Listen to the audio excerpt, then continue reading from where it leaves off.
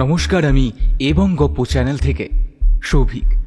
আজ আপনারা শুনবেন লেখক হেমেন্দ্র কুমার রায় সৃষ্ট কালজয়ী চরিত্র বিমল কুমারের হিমালয়ের ভয়ঙ্কর গল্প অবলম্বনে শ্বেত মৃত্যুর ডাকে।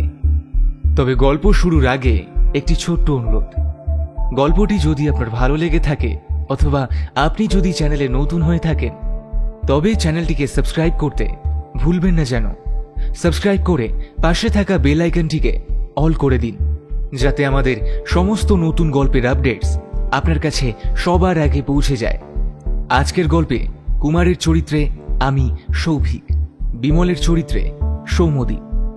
শুরু হচ্ছে লেখক হেমেন্দ্র কুমার রায়ের লেখা হিমালয়ের ভয়ঙ্কর গল্প অবলম্বনে শ্বেত মৃত্যুর ডাকে।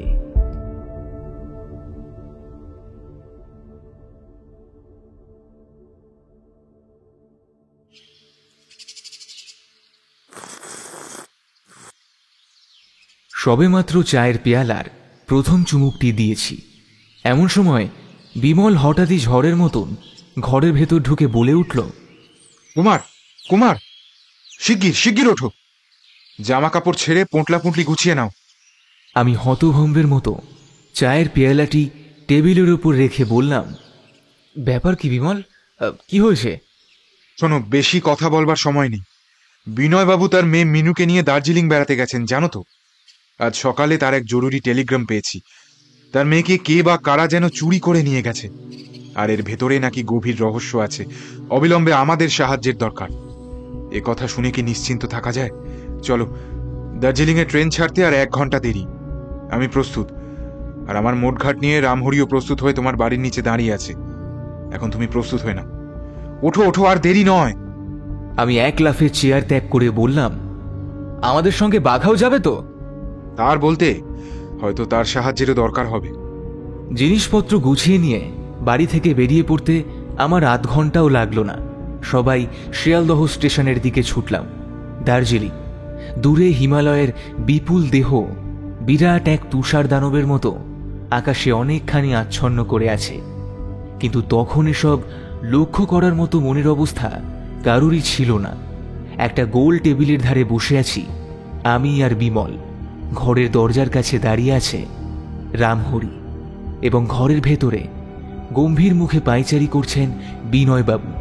তিনি আমাদের শোনাচ্ছিলেন মেয়ের নিরুদ্দেশের কাহিনী। তিনি চুপ করতেই আমি চঞ্চল হয়ে জিজ্ঞেস করলাম, তারপর বিনয়বাবু, আমাদের পুরোটা বলুন। রেনু বেড়াতে গিয়েছিল বৈকালে। সন্ধ্যা থেকে রাত প্রায় 10টা পর্যন্ত খোঁজাখুঁজির পরেও তাকে না পেয়ে মনে মনে ভাবলুম হয়তো এতক্ষণ সে বাসায় ফিরে এসেছে। কিন্তু বাড়ি ফিরে দেখি মৃণু তখনও আসেনি। লোকজন নিয়ে আবার বেরিয়ে পড়লুম। সারা রাত ধরে তাকে পথে বিপথে সর্বত্র কোথাও খুঁজতে বাকি রাখলুম না। তারপর সকালবেলায় আধ মরার মতো আবার শূন্য হাতে বাড়িতে ফিরে এলুম। বিমল, কুমার, তোমরা তো জানো মৃণু আমার একমাত্র সন্তান। তার বয়স হলো প্রায় 16 বৎসর, কিন্তু তাকে ছেড়ে থাকতে পারবো না বলে এখনো তার বিয়ে দিইনি। তার মা বেঁচে নেই, আমি তার সব। তাকে ছেড়ে আমিও একদণ্ড থাকতে পারি না। আমার এই আদরের মৃণুকে ডাকাতে ধরে নিয়ে গেছে। এখন আমি কেমন করে বেঁচে থাকবো? বলতে বলতেই দেখলাম বিনয়বাবুর 2 চোখ কান্নার জলে ভরে উঠল।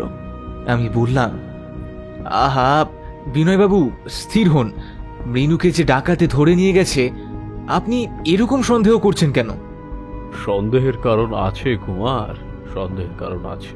মৃণু হারিয়ে যাওয়ার পরে 2 দিনে এখানকার আরো 3 জন লোক হারিয়ে গিয়েছে। সে কি, তারাও কি স্ত্রীলোক? না, পুরুষ। একজন হচ্ছে সাহেব, বাকি 2 জন পাহাড়ি। তাদের অন্তর্ধান অত্যন্ত রহস্যজনক। অনেক খোঁজ করেও পুলিশ কোনো সূত্রই আবিষ্কার করতে পারেনি, কিন্তু আমি একটা সূত্র আবিষ্কার করেছি। আমি আর বিমল একসঙ্গে বলে উঠলাম, কি আবিষ্কার করেছেন বিনয়বাবু?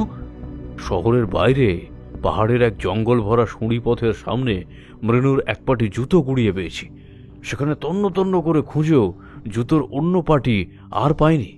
এ থেকে কি বুঝবো? জুতোর অন্য পাটি মৃণুর পায়েই আছে। ইচ্ছে করে এক পাটি জুতো খুলে আর এক পায়ে জুতো পরে কেউ এই পাহাড়ের পথে হাঁটে না।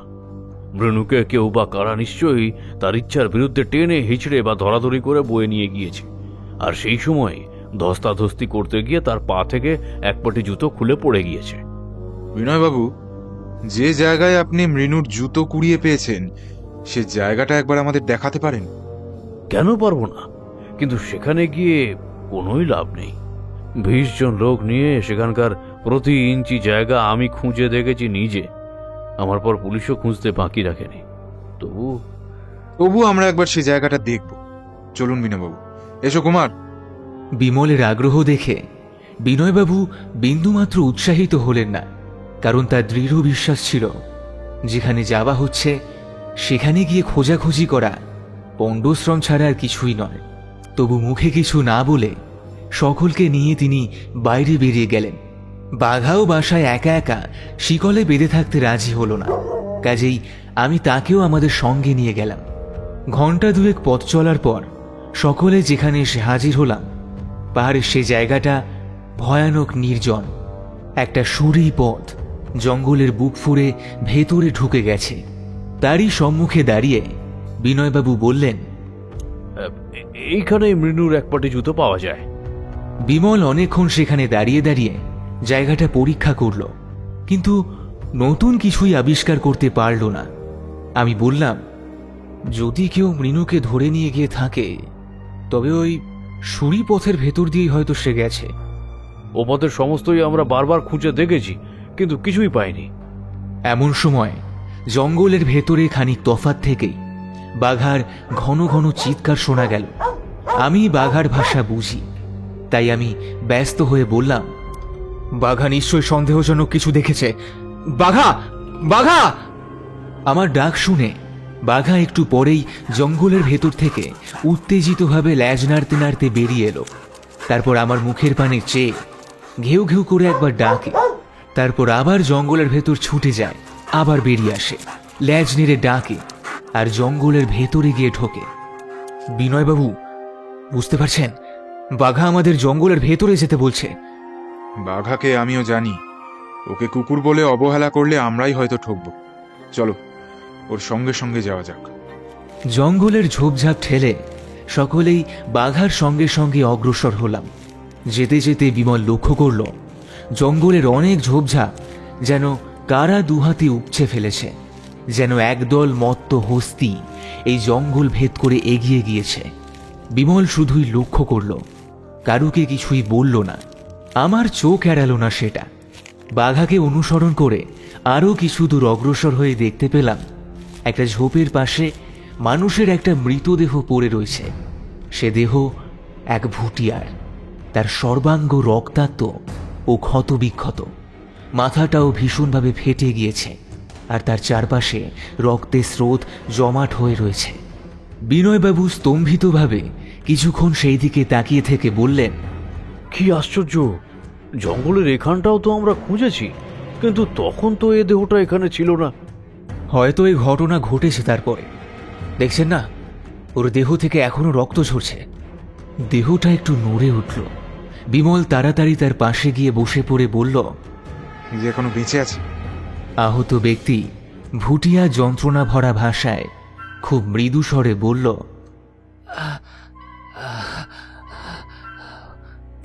পানি, তোরা পানি। বিমলের ফ্লাস্কে জল ছিল। ফ্লাস্কের চিপি খুলতে খুলতে সে শুধল, কিসনে কিয়া তোমারা ইয়ে হাল?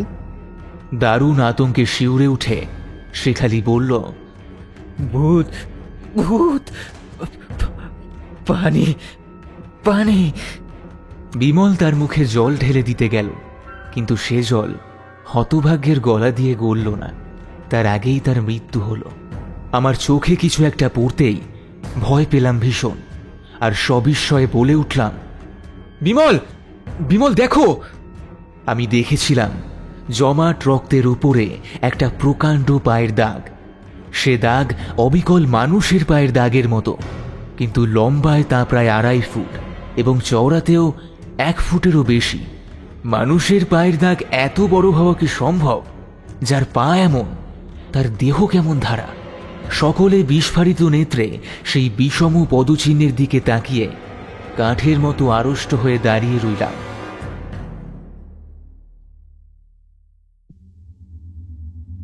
সকলের আগে কথা বললেন বিনয়বাবু। ভয়ার্ত কণ্ঠে তিনি বললেন, বিমল কুমার, এ কি অসম্ভব ব্যাপার! আমরা দুঃস্বপ্ন দেখছি না তো? রামহরি আড়ষ্টভাবে মত প্রকাশ করল, হে মস্ত বড় একটা ভূতের পায়ের দাগ না হয়ে যায় না। বিমল, আমরা কি আবার কোনো ঘটোৎকচের পাল্লায় পড়লুম? মানুষের পায়ের দাগ তো এত বড় হতেই পারে না। পায়ের দাগটা ভালো করে পরীক্ষা করতে করতে বিমল বলল, মানুষের পায়ের দাগ এত বড় হওয়া সম্ভব নয় বটে, কিন্তু এ দাগ যে অমানুষের পায়েরও নয় এটাও আমি নিশ্চিত করে বলতে পারি।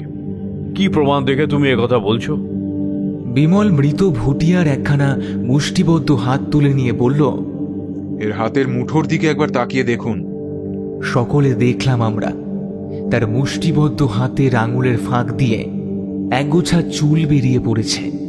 বিনয়বাবু চুলগুলো লক্ষ্য করে দেখে বললেন, এ কার মাথার চুল? এত লম্বা আর এত মোটা!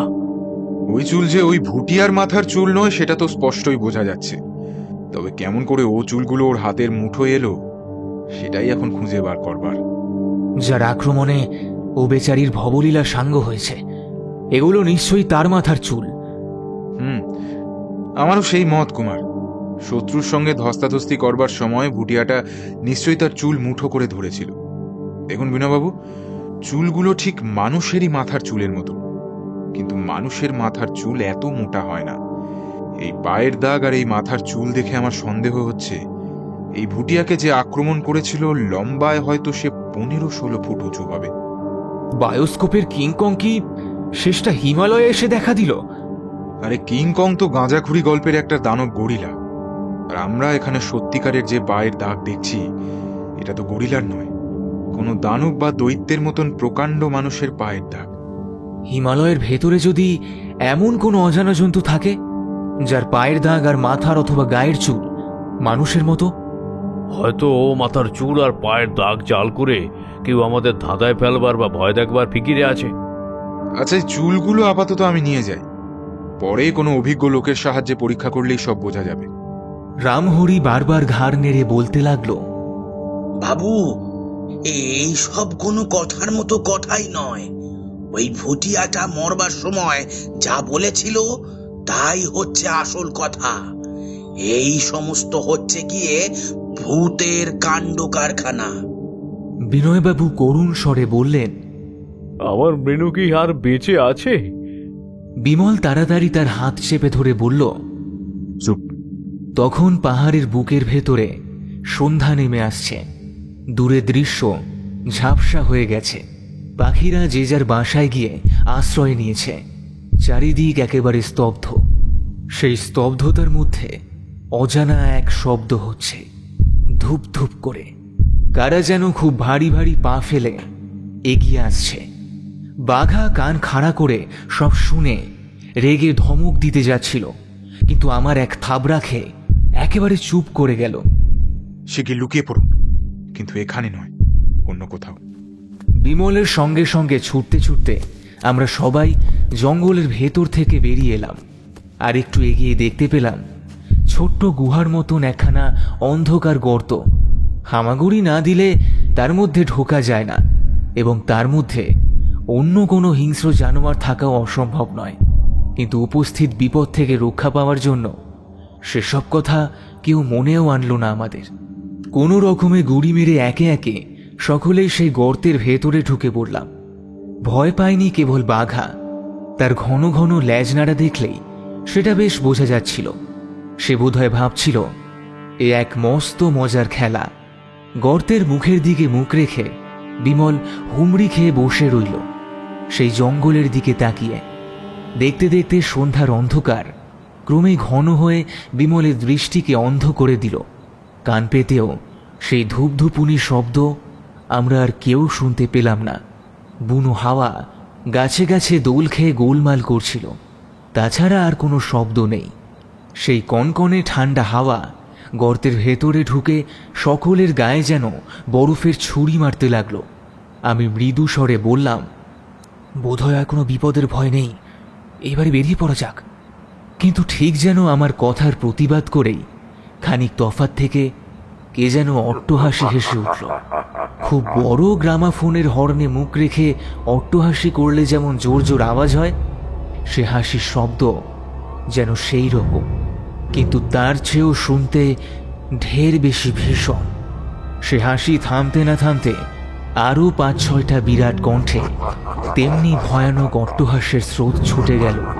সে যেন মহাদানবের হাসি। মানুষের কান এমন হাসি কোনোদিনও শোনেনি। যাদের হাসি এমন, তাদের চেহারা কেমন? হঠাৎই জঙ্গলের ভেতর থেকে আগুনের আভা এবং মাঝে মাঝে তার শিখাও দেখা গেল।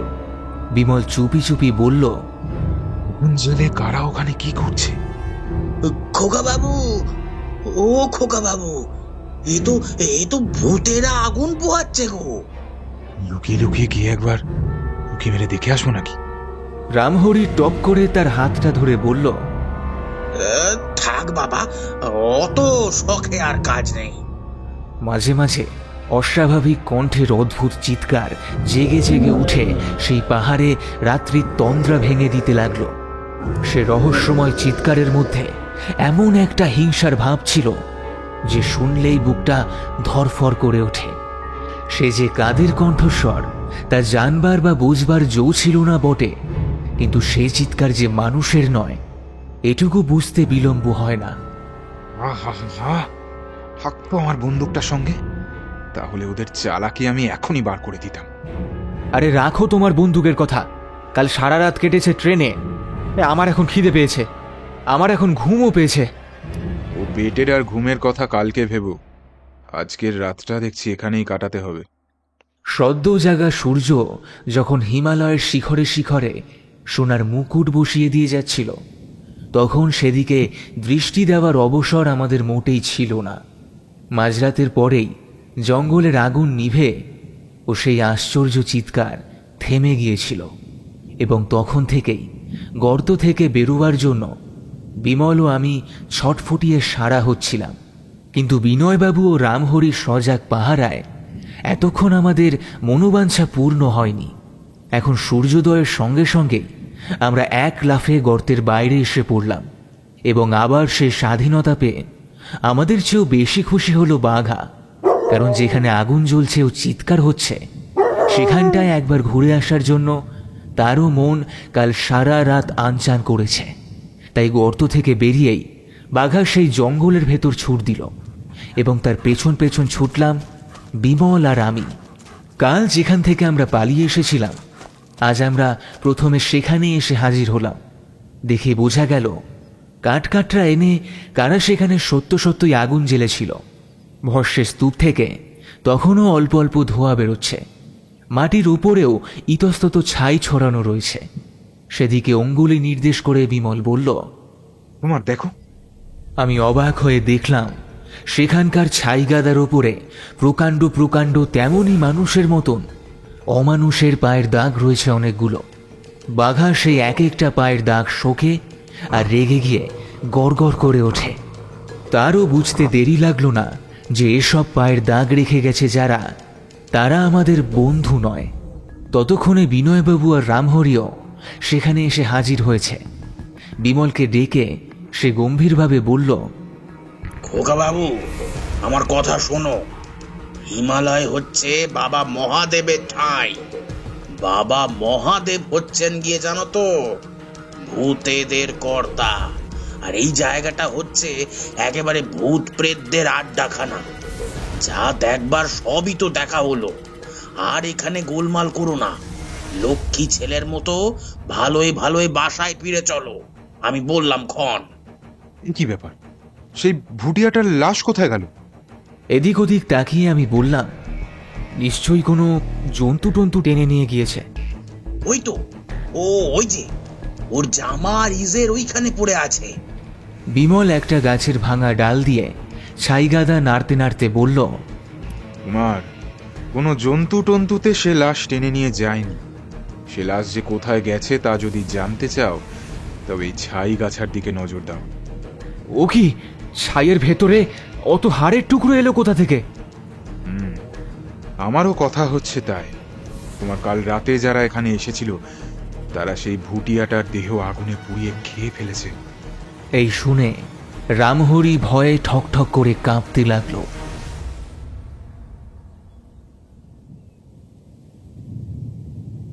সকলে স্তম্ভিতভাবে সেখানেই দাঁড়িয়ে রইলাম অনেকক্ষণ। কেবল বাঘা পায়ের দাগগুলো শুকতে শুকতে অজ্ঞাত শত্রুদের বিরুদ্ধে তখনও কুকুর ভাষায় গালাগালি বৃষ্টি করছিল। বিমল তার কাঁধে ঝোলানো ব্যাগ থেকে ছোট্ট একটা ক্যামেরা বের করে বলল, এই আশ্চর্য পায়ের দাগের একটা মাপ আর একটা ফটো নিয়ে রাখা দরকার, পরে কাজে লাগবে। আমাদের আর এখানে অপেক্ষা করবার কোনো দরকার নেই, যা দেখছি তাই যথেষ্ট। আমি বেশ বুঝতে পারছি মৃণুকে খুঁজে আর কোনোই লাভ নেই। নরখাদক রাক্ষসদের কবলে পড়ে সে অবাগীর প্রাণ। বলতে বলতেই তার গলার আওয়াজ ভারী হয়ে এলো। তিনি আর কথা বলতে পারলেন না। বিনয়বাবু, আপনার মতন বুদ্ধিমান লোকের এত শীঘ্র বিচলিত হওয়া উচিত নয়। মৃণু যেই নরখাদকের পাল্লায় পড়েছে এমন কিন্তু কোনো প্রমাণ নেই। আমার বিশ্বাস আমরা তাকে ঠিক খুঁজে বের করতে পারবো। তোমার কথাই সত্য হোক। বিনয়বাবু, পৃথিবীর আদিম জন্তুদের বিষয়ে আপনার তো অনেক পড়াশুনো আছে। আপনি বানর জাতীয় কোনো দানবের কথা বলতে পারেন? আসলে যারা বানরও নয় বা মানুষও নয়। বানরদের মধ্যে দানব বলা যায় গরিলাদের, কিন্তু তারা বড় জাতের বানরই। পণ্ডিতরা বহুকাল ধরে বানর আর মানুষের পাশাপাশি যে জীবকে অন্বেষণ করেছেন, গরিলারা তা নয়। তবে সম্প্রতি দক্ষিণ আমেরিকায় এক অদ্ভুত জীবের খোঁজ পাওয়া গিয়েছে। দক্ষিণ আমেরিকায় টারা নামের এক নদী আছে। সেই নদীর ধারে গভীর জঙ্গলের মধ্যে দুটো মস্ত বড় বানর জাতীয় জীব হঠাৎ একদল মানুষকে আক্রমণ করে। তাদের একটা মদ্দা আর একটা মাদি। মানুষের দল আক্রান্ত হয়ে গুলি করে মাদিটাকে মেরে ফেলে। মদ্দাটা পালিয়ে যায়। মাদিটা 5 ফুটের চেয়েও বেশি লম্বা। সুতরাং আন্দাজ করা যেতে পারে যে মদ্দাটা হয়তো মাথায় 6 ফুট উঁচু হবে। আমি মৃত জীবটার ফটো দেখেছি। তাকে কতকটা বানর আর ওই মানুষের মাঝামাঝি জীব বলা চলে। কিন্তু তুমি এসব কথা জানতে চাইছো কেন? তোমার কি সন্দেহ হয়েছে যে ওই পায়ের দাগগুলো সেই রকম কোনো জীবের? সন্দেহ তো অনেক রকমই হচ্ছে, কিন্তু কোনো হদিশ পাওয়া যাচ্ছে না। এ পায়ের দাগ গরিলার মতন কোনো বানরেরও নয়, আবার মানুষেরও নয়। এ হচ্ছে বানর আর মানুষের চেয়ে ঢের বেশি বড় কোনো জীবের। এরা নরমাংস খায়, কিন্তু বানর জাতীয় কোনো জীবই নরমাংসের ভক্ত নয়। মানুষই বরং অসভ্য অবস্থায় নরমাংস ভক্ষণ করে থাকত।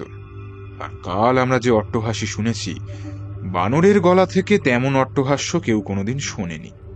বানররা আর কোনো জানোয়ারই হাসতে পারে না। হাসি হচ্ছে মানুষেরই নিজস্ব জিনিস। মানুষের মতন পায়ের দাগ, মাথায় লম্বা লম্বা চুল, দীর্ঘতায় 12-14 ফুট কি আরো বেশি। মানুষেরই মতন হাসতে পারে এমন জীবের কথা কে শুনেছে? এমন জীবকে কেই বা দেখেছে? জানি না, কিছুই জানি না। কোথায় তাদের ঠিকানা তাই বা কে বলে দেবে বলতো? তাদের ঠিকানা হচ্ছে কৈলাস, বুঝলে? আদিকালে তারাই কিন্তু ওই দক্ষ যজ্ঞ পণ্ড করে দিয়েছিল। আর একালে তারাই আবার ফিরে এসেছে আমাদের একেবারে মুন্ডুপাত করতে। তারা কেমন দেখতে, কি করে আর কি খায়, কোথায় বা থাকে, আরে বাবা এই কথা তোমাদের জানবার দরকার কি বাবু? রামহরির কথা শেষ হওয়ার সঙ্গে সঙ্গেই বিনয়বাবুর মাথার উপর দিয়ে প্রকাণ্ড একখানা পাথর ঠিকরে গিয়ে দুম করে মাটিতে পড়ে গড়িয়ে গেল। ব্যাপারটা ভালো করে বুঝতে না বুঝতে আরও 4-5খানা তেমনি বড় বড় পাথর আমাদের আশেপাশে মাঝখানে এসে পড়তে লাগলো। এক একখানা পাথরের ওজন 1 মণ 1.5 মণের কম হবে না। বিমল এক লাফে উঠে দাঁড়িয়ে বলল, পালাও পালাও ছোট। এই শুনে আমরা প্রাণ নিয়ে ছুটলাম। দৌড়, প্রত্যেকে ছুটতে লাগলাম কালবৈশাখীর ঝড়ের বেগে। পাথর বৃষ্টির তোড় দেখে বাঘারও সমস্ত বীরত্ব একেবারে উপে গেল। তারও বুঝতে দেরি লাগলো না যে এখন পলায়নই হচ্ছে প্রাণ বাঁচাবার একমাত্র ভালো উপায়। ওরকম প্রকাণ্ড পাথর একখানা মাথায় পড়লে মানুষ তো ছাড়, হাতি গন্ডারকেও কুপোকাত হতে হবে। অনেক দূর এসে আমরা সবাই আবারও দাঁড়ালাম। খানিকক্ষণ ধরে হাঁফ ছাড়বার পর আমি বললাম, আজ আরেকটু হলেই আমাদের ভবলীলা প্রায় সাঙ্গ ছিল। দেখলে, ঠিক বলেছিলাম। আর এই সব হচ্ছে আমার কথা না শোনা শাস্তি। জানো না, শাস্ত্রে রেখা আছে, দুপুরবেলা ভূতে মারে ঢেলা। আহ, তোমার শাস্ত্র নিয়ে তুমি থাকো রামহরি। এ সময় আর তোমার শাস্ত্র আউড়ে আমাদের মাথা গরম করে দিও না। আর এখানে দাঁড়ানো ঠিক হবে না, একেবারে বাসায় গিয়ে ওঠা যাক, চলো। বিনয়বাবুর কথা আমরা কেউই ফেলতে পারলাম না। হাঁটা দিলাম গন্তব্যের দিকে। চলতে চলতে বিমল বলল, অমন বড় বড় পাথর যারা ছোট ছোট ঢিলের মতন ছুঁড়তে পারে, তাদের আকার আর জোরের কথা ভাবলেও অবাক হতে হয়। আর এটাও বেশ বোঝা যাচ্ছে, আমরা ওখানে বসে যখন ওদের কথা নিয়ে আলোচনা করছিলাম, তখন ওরাও লুকিয়ে লুকিয়ে আমাদের সকলকে লক্ষ্য করছিল। তাদের শক্তির যে পরিচয়টা পাওয়া গেল, তাতে তো মনে হয় ইচ্ছা করলেই তারা আমাদের কড়ে আঙুলে টিপে মেরে ফেলতে পারে। কিন্তু তা না করে তারা লুকিয়ে লুকিয়ে পাথর ছুঁড়ে আমাদের মারতে এলো কেন? এও একটা ভাববার কথা বটে। হয়তো তারা আত্মপ্রকাশ করতে রাজি নয়, হয়তো দিনের আলো তারা পছন্দ করে না, হয়তো পাথর ছোঁড়াটা তাদের খেয়াল। কিন্তু বিমল, এই রহস্যের একটা কিনারা না করে আমরা ছাড়ব না। রীতিমতো প্রস্তুত হয়ে আবার আমাদের ফিরে আসতে হবে। হ্যাঁ, আবার আবার ওই ভূতের আড্ডায় ফিরবে খোকা বাবু? রাম রাম রাম রাম রাম রাম রাম, এই যাত্রায় বাঁচিয়ে দাও ঠাকুর, এই যাত্রায় বাঁচিয়ে দাও। হ্যাঁ হ্যাঁ, সেই ভূতের আড্ডায় ফিরব। জানো না আমরা এখানে কেন এসেছি? জানো না বিনয়বাবু আমাদের কেন সাহায্য চেয়েছেন? না না খোকা বাবু, আমাকে মাফ করো। ভূতের ভয়ে সে কথা আমি ভুলেই গিয়েছিলাম। এমনই সব কথা বলতে বলতে আমরা সকলে রঙ্গিট রোড দিয়ে ভুটিয়া বস্তির কাছে এসে পৌঁছলাম। সেখানে এসে দেখলাম মহা গণ্ডগোল। 4-5 জন স্ত্রীলোক চিৎকার করে করে কাঁদছে, আর তাদেরই ঘিরে দাঁড়িয়ে ভুটিয়া, লিম্বু ও লেপচা জাতের অনেকগুলো পাহাড়ি লোক উত্তেজিতভাবে গোলমাল করছে। তাদেরই ভেতর থেকে একজন মাতব্বর গোছের বুড়ো ভুটিয়াকে বেছে নিয়ে বিমল জিজ্ঞাসা করল, इधर क्या हुआ? इतना हंगामा क्यों है? বুড়ো ভুটিয়াটা বিশৃঙ্খলভাবে যেসব কথা বলল, সেগুলো সাজিয়ে গুছিয়ে নিয়ে আমি বিনয়বাবু ও রামহরিকে বললাম।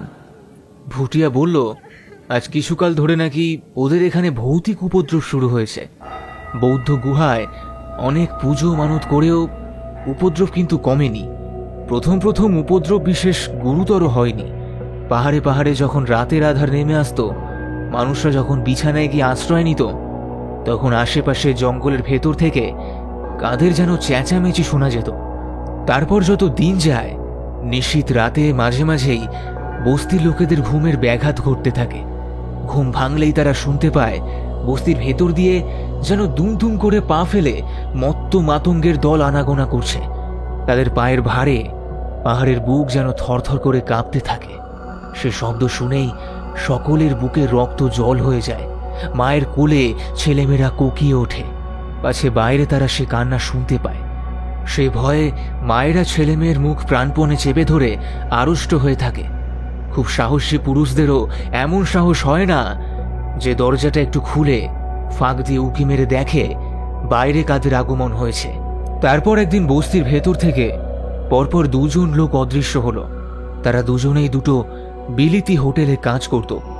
বাসায় আসতে তাদের রাত হতো। তারা যে কোথায় গেল কেউ তা জানে না। তারপর এক চৌকিদার রাত্রে এক ভয়ানক ব্যাপার দেখল। 1 তলা ছাদ সমান উঁচু মস্ত বড় এক ছায়ামূর্তি বস্তির একটা পাঁচিলে হেলান দিয়ে দাঁড়িয়ে আছে। সেই চৌকিদারের বুকের পাটা ছিল খুব। ছায়ামূর্তিটাকে দেখেও সে ভাবল বোধহয় তার চোখের ভ্রম। ভালো করে দেখার জন্য সে আরও 2 পা এগিয়ে গেল। অমনি ছায়ামূর্তিটা তাকে লক্ষ্য করে প্রকাণ্ড একখানা পাথর ছুঁড়ে মারল। ভাগ্যক্রমে পাথরখানা তার গায়ে লাগলো না।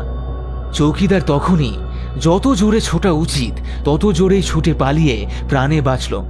পরদিনই সে চৌকিদারি কাজ ছেড়ে দিল।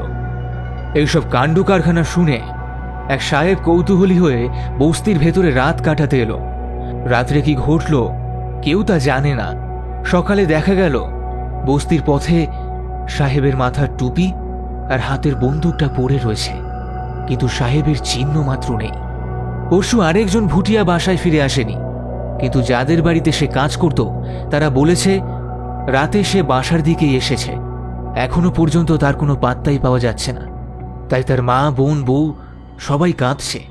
পুলিশের লোকেরা প্রতিদিনই আসে। দিনের বেলা তারা বুদ্ধিমানের মতো অনেক পরামর্শ করে, অনেক উপদেশ দেয়, আর রাতে পাহারা দিতেও নাকি কসুর করে না। কিন্তু তারা পাহারা দেয় বোধহয় ঘরের দরজা ভেতর থেকে বন্ধ করে। এখনো গভীর রাতে প্রায়ই বস্তির পথে বহস্তির মতো কাদের ভারী ভারী পায়ের শব্দ শোনা যায়। রাত্রে এই দেবতা না অপদেবতার অনুগ্রহ, আর দিনের বেলায় পুলিশের জাঁকজমক খানা তল্লাশ। ওরা খুবই ব্যতিব্যস্ত হয়ে উঠেছে। বস্তি ছেড়ে দলে দলে লোক পালিয়ে যাচ্ছে এখান থেকে।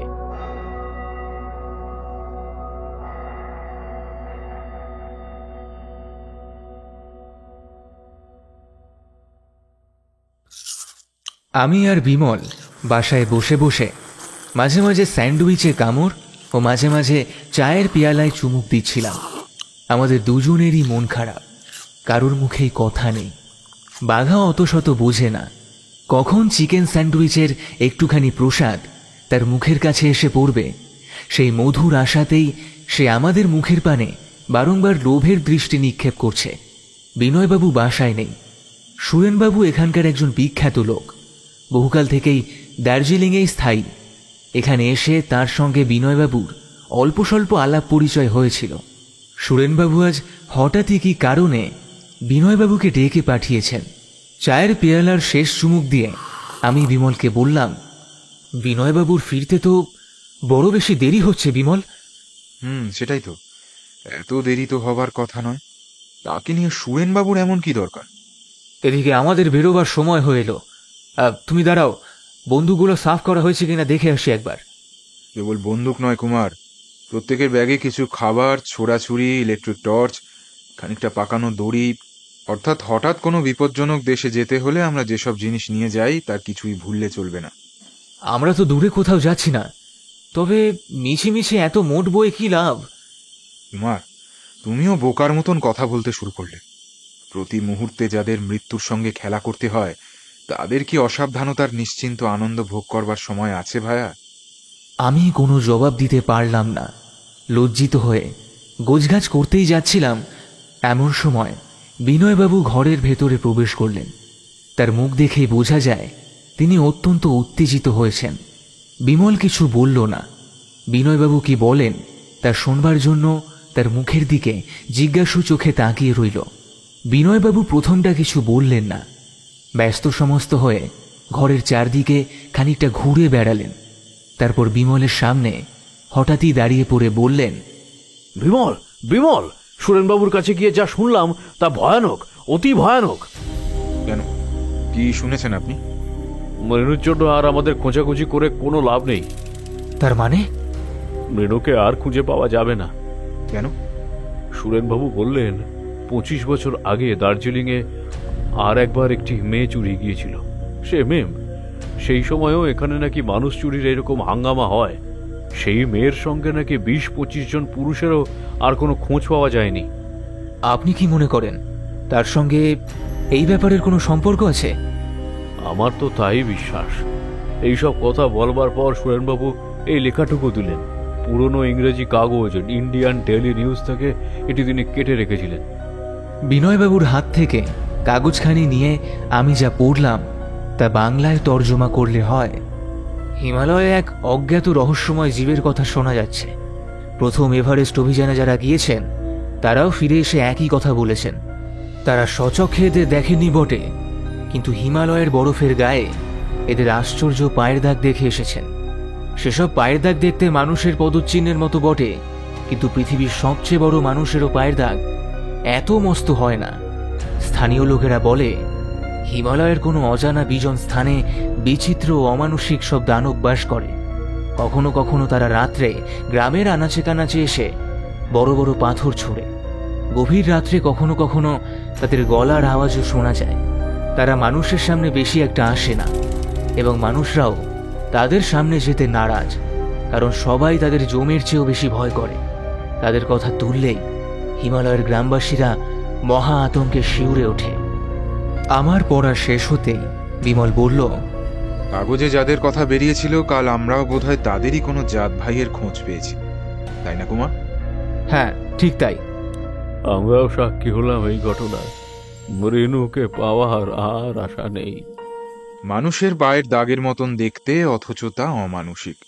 আর অমানুষিক সেই মাথার চুল। আর অমানসিক সেই হট্ট হাসি। এদের অভ্যাস বড় বড় পাথর ছোড়া। এরা কে? কে এরা?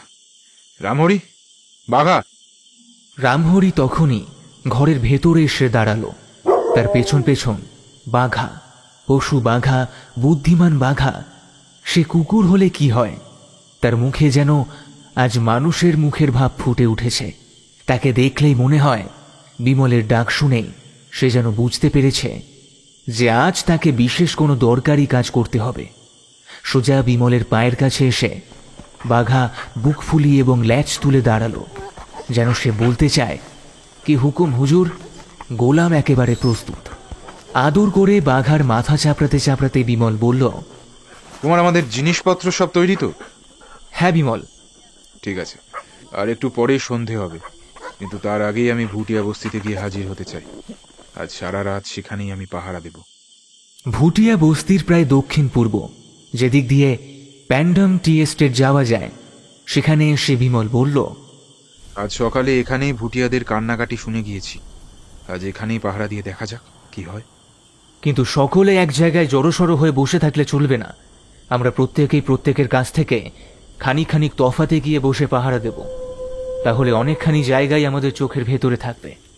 আজ সারা রাত ঘুমের কথা কেউ যেন ভেবো না। দরকার হলেই বন্দুক ছুড়বে। রামহরি, বাঘাকে তুমি আমার কাছে দিয়ে যাও। সন্ধ্যা গেল তার আবছায়া নিয়ে, রাত্রি এলো তার নিরেট অন্ধকার নিয়ে। অন্য সময় হলে কাছে ওই ভুটিয়া বস্তি থেকে হয়তো এখন অনেক রকম শব্দ বা গান বাজনার ধ্বনি শোনা যেত, কিন্তু আজ সমস্ত পল্লী যেন গোরস্থানের মতো নিস্তব্ধ, যেন ওখানে কোনো জীবই বাস করে না। শ্মশানে তবু মরার চিতা জ্বলে, কিন্তু ওখানে আজ একটি মাত্র আলোকবিন্দুও দেখা যাচ্ছে না। যেন ওখানে আজ কোনো কালো নিষ্ঠুর অভিশাপ অন্ধকারের সঙ্গে সর্বাঙ্গ মিশিয়ে দিয়ে নীরবে কোনো অজানা ভয়ঙ্কর দুঃস্বপ্ন নিয়ে মারাত্মক খেলা করছে। আমার মনে হতে লাগলো এই অন্ধকারে পাহারা দিয়ে কোনো লাভ নেই। যদি এরই ভেতর দিয়ে কোনো ভীষণ মূর্তি নিঃশব্দে পা ফেলে চলে যায়, তবে কোনো মানুষের চক্ষুই তা দেখতে পাবে না। নিশুত রাতের বুক যেন ধুকপুক করছে, বরফ মাখা কনকনে হাওয়া যেন মৃতদেহের মতো ঠান্ডা। দূর থেকে ভুটিয়াদের বৌদ্ধ মন্দিরের ঘণ্টার আওয়াজ শোনা গেল। এই পবিত্র ঘণ্টা বাজে দুষ্ট প্রেতাত্মাদের তাড়াবার জন্য, কিন্তু পাহাড়ে রাত্রের প্রেতাত্মারা ঘণ্টাধ্বনি শুনলে সত্যি কি পালিয়ে যায়? তবে আচম্বিতে ওখানে এমন অপার্থিব ধ্বনি জাগছে কেন? না, এ হচ্ছে গাছের পাতায় বাতাসের আর্তনাদ। রাত্রির আত্মা কি কাঁদছে? রাত্রির প্রাণ কি ছটফট করছে? আচ্ছা, রাত্রি কি আত্মহত্যা করতে চাইছে? এমনই সব অসম্ভব পাগলামি নিয়ে আমার মন যখন ব্যস্ত হয়ে আছে, তখন অকস্মাৎ বাঘা ধর্মড়িয়ে দাঁড়িয়ে রেগে গড়গড় করে উঠল। আমিও তৎক্ষণাৎ চাঙ্গা হয়ে উঠলাম। চারিদিকে তীব্র ও তীক্ষ্ণ দৃষ্টি নিক্ষেপ করলাম, কিন্তু চোখে কিছুই দেখতে পেলাম না। চতুর্দিকে যে অন্ধকার, সেই অন্ধকারই। এবার বিমল কাছে এগিয়ে এসে বাঘার গলায় হাত রেখে বলল, কিরে বাঘা, চেঁচালি কেন? আমার মতন তুইও কি দুঃস্বপ্ন দেখছিস নাকি? বিমলের মুখের কথা ফুরোতে না ফুরোতেই সেই স্তব্ধ রাত্রির বক্ষ বিদীর্ণ করে অতি চেনা কণ্ঠ অতি যন্ত্রণায় চেঁচিয়ে উঠল, বিমল কুমার, রক্ষা করো, রক্ষা করো, বিমল আমাদের বুক স্তম্ভিত হয়ে গেল। এ যে বিনয়বাবুর কণ্ঠস্বর। কোন ভয়ানক বিপদে পড়ে এত যন্ত্রণায় বিনয়বাবু চেঁচিয়ে উঠলেন? কিন্তু কালো রাত আবারও স্তব্ধ হয়ে পড়ল। বিনয়বাবু আর চিৎকার করলেন না। লুকোনো জায়গা থেকে বিমল এক লাফে বেরিয়ে এলো। বাঘা তার আগেই দৌড়ে এগিয়ে গিয়েছে। অন্যদিক থেকে দ্রুত আমি আর রামহরিও ছুটে সেখানে চলে এলাম। কিন্তু কোন দিকে যেতে হবে? এই ঘুটঘুটে অন্ধকারে কাছের মানুষ পর্যন্ত চেনা যায় না। বিপদের আবির্ভাব হয়েছে যে ঠিক কোন জায়গায়, তা স্থির করা এখন অসম্ভব বললেই চলে। বিমল তখন বাঘার পশু শক্তির উপর নির্ভর করেই দাঁড়িয়ে রইল। সে বুঝল, পশু বাঘার যে শক্তি আছে মানুষের তা নেই।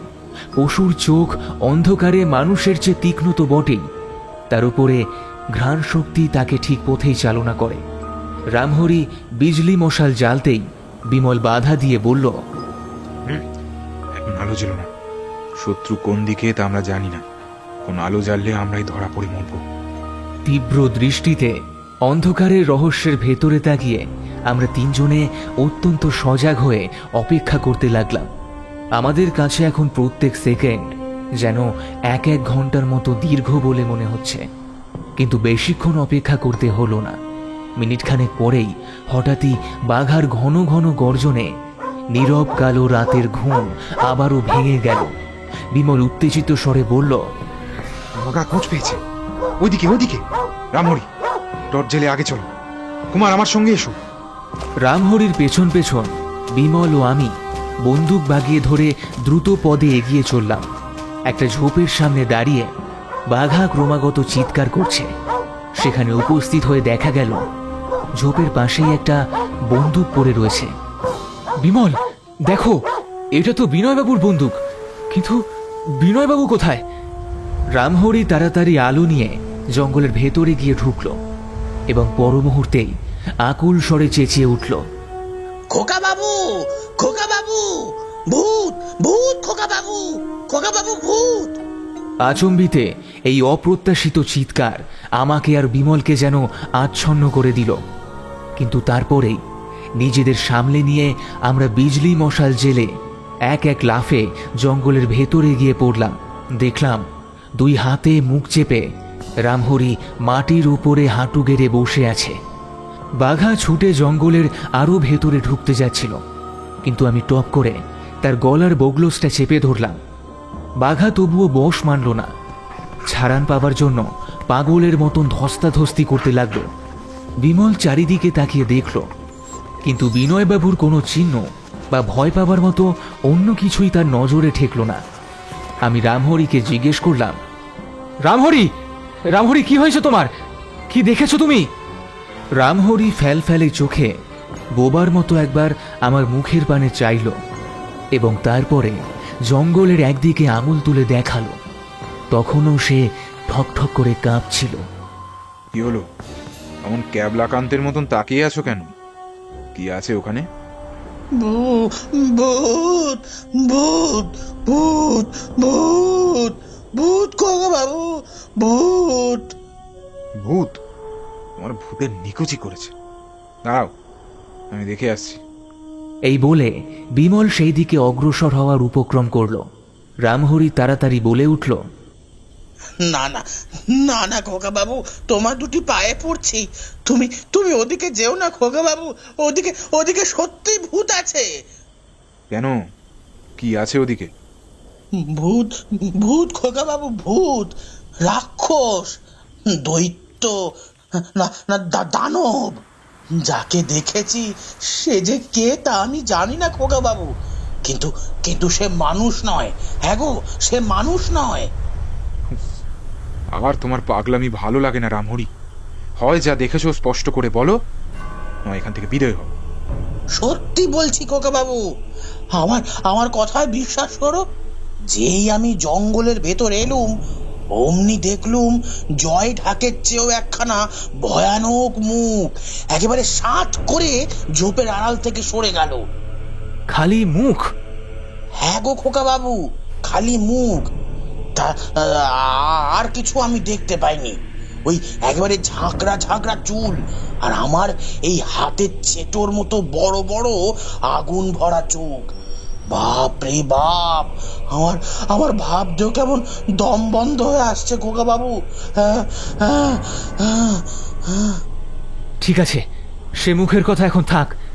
আচ্ছা আচ্ছা বিমল, বিনয়বাবু কোথায় গেলেন? আমিও তো সেই কথাই ভাবছি কুমার। তার চিৎকার আমরা সকলেই শুনেছি, কিন্তু তার বন্দুকটাও এখানে পড়ে রয়েছে। কিন্তু তিনি গেলেন কোথায়?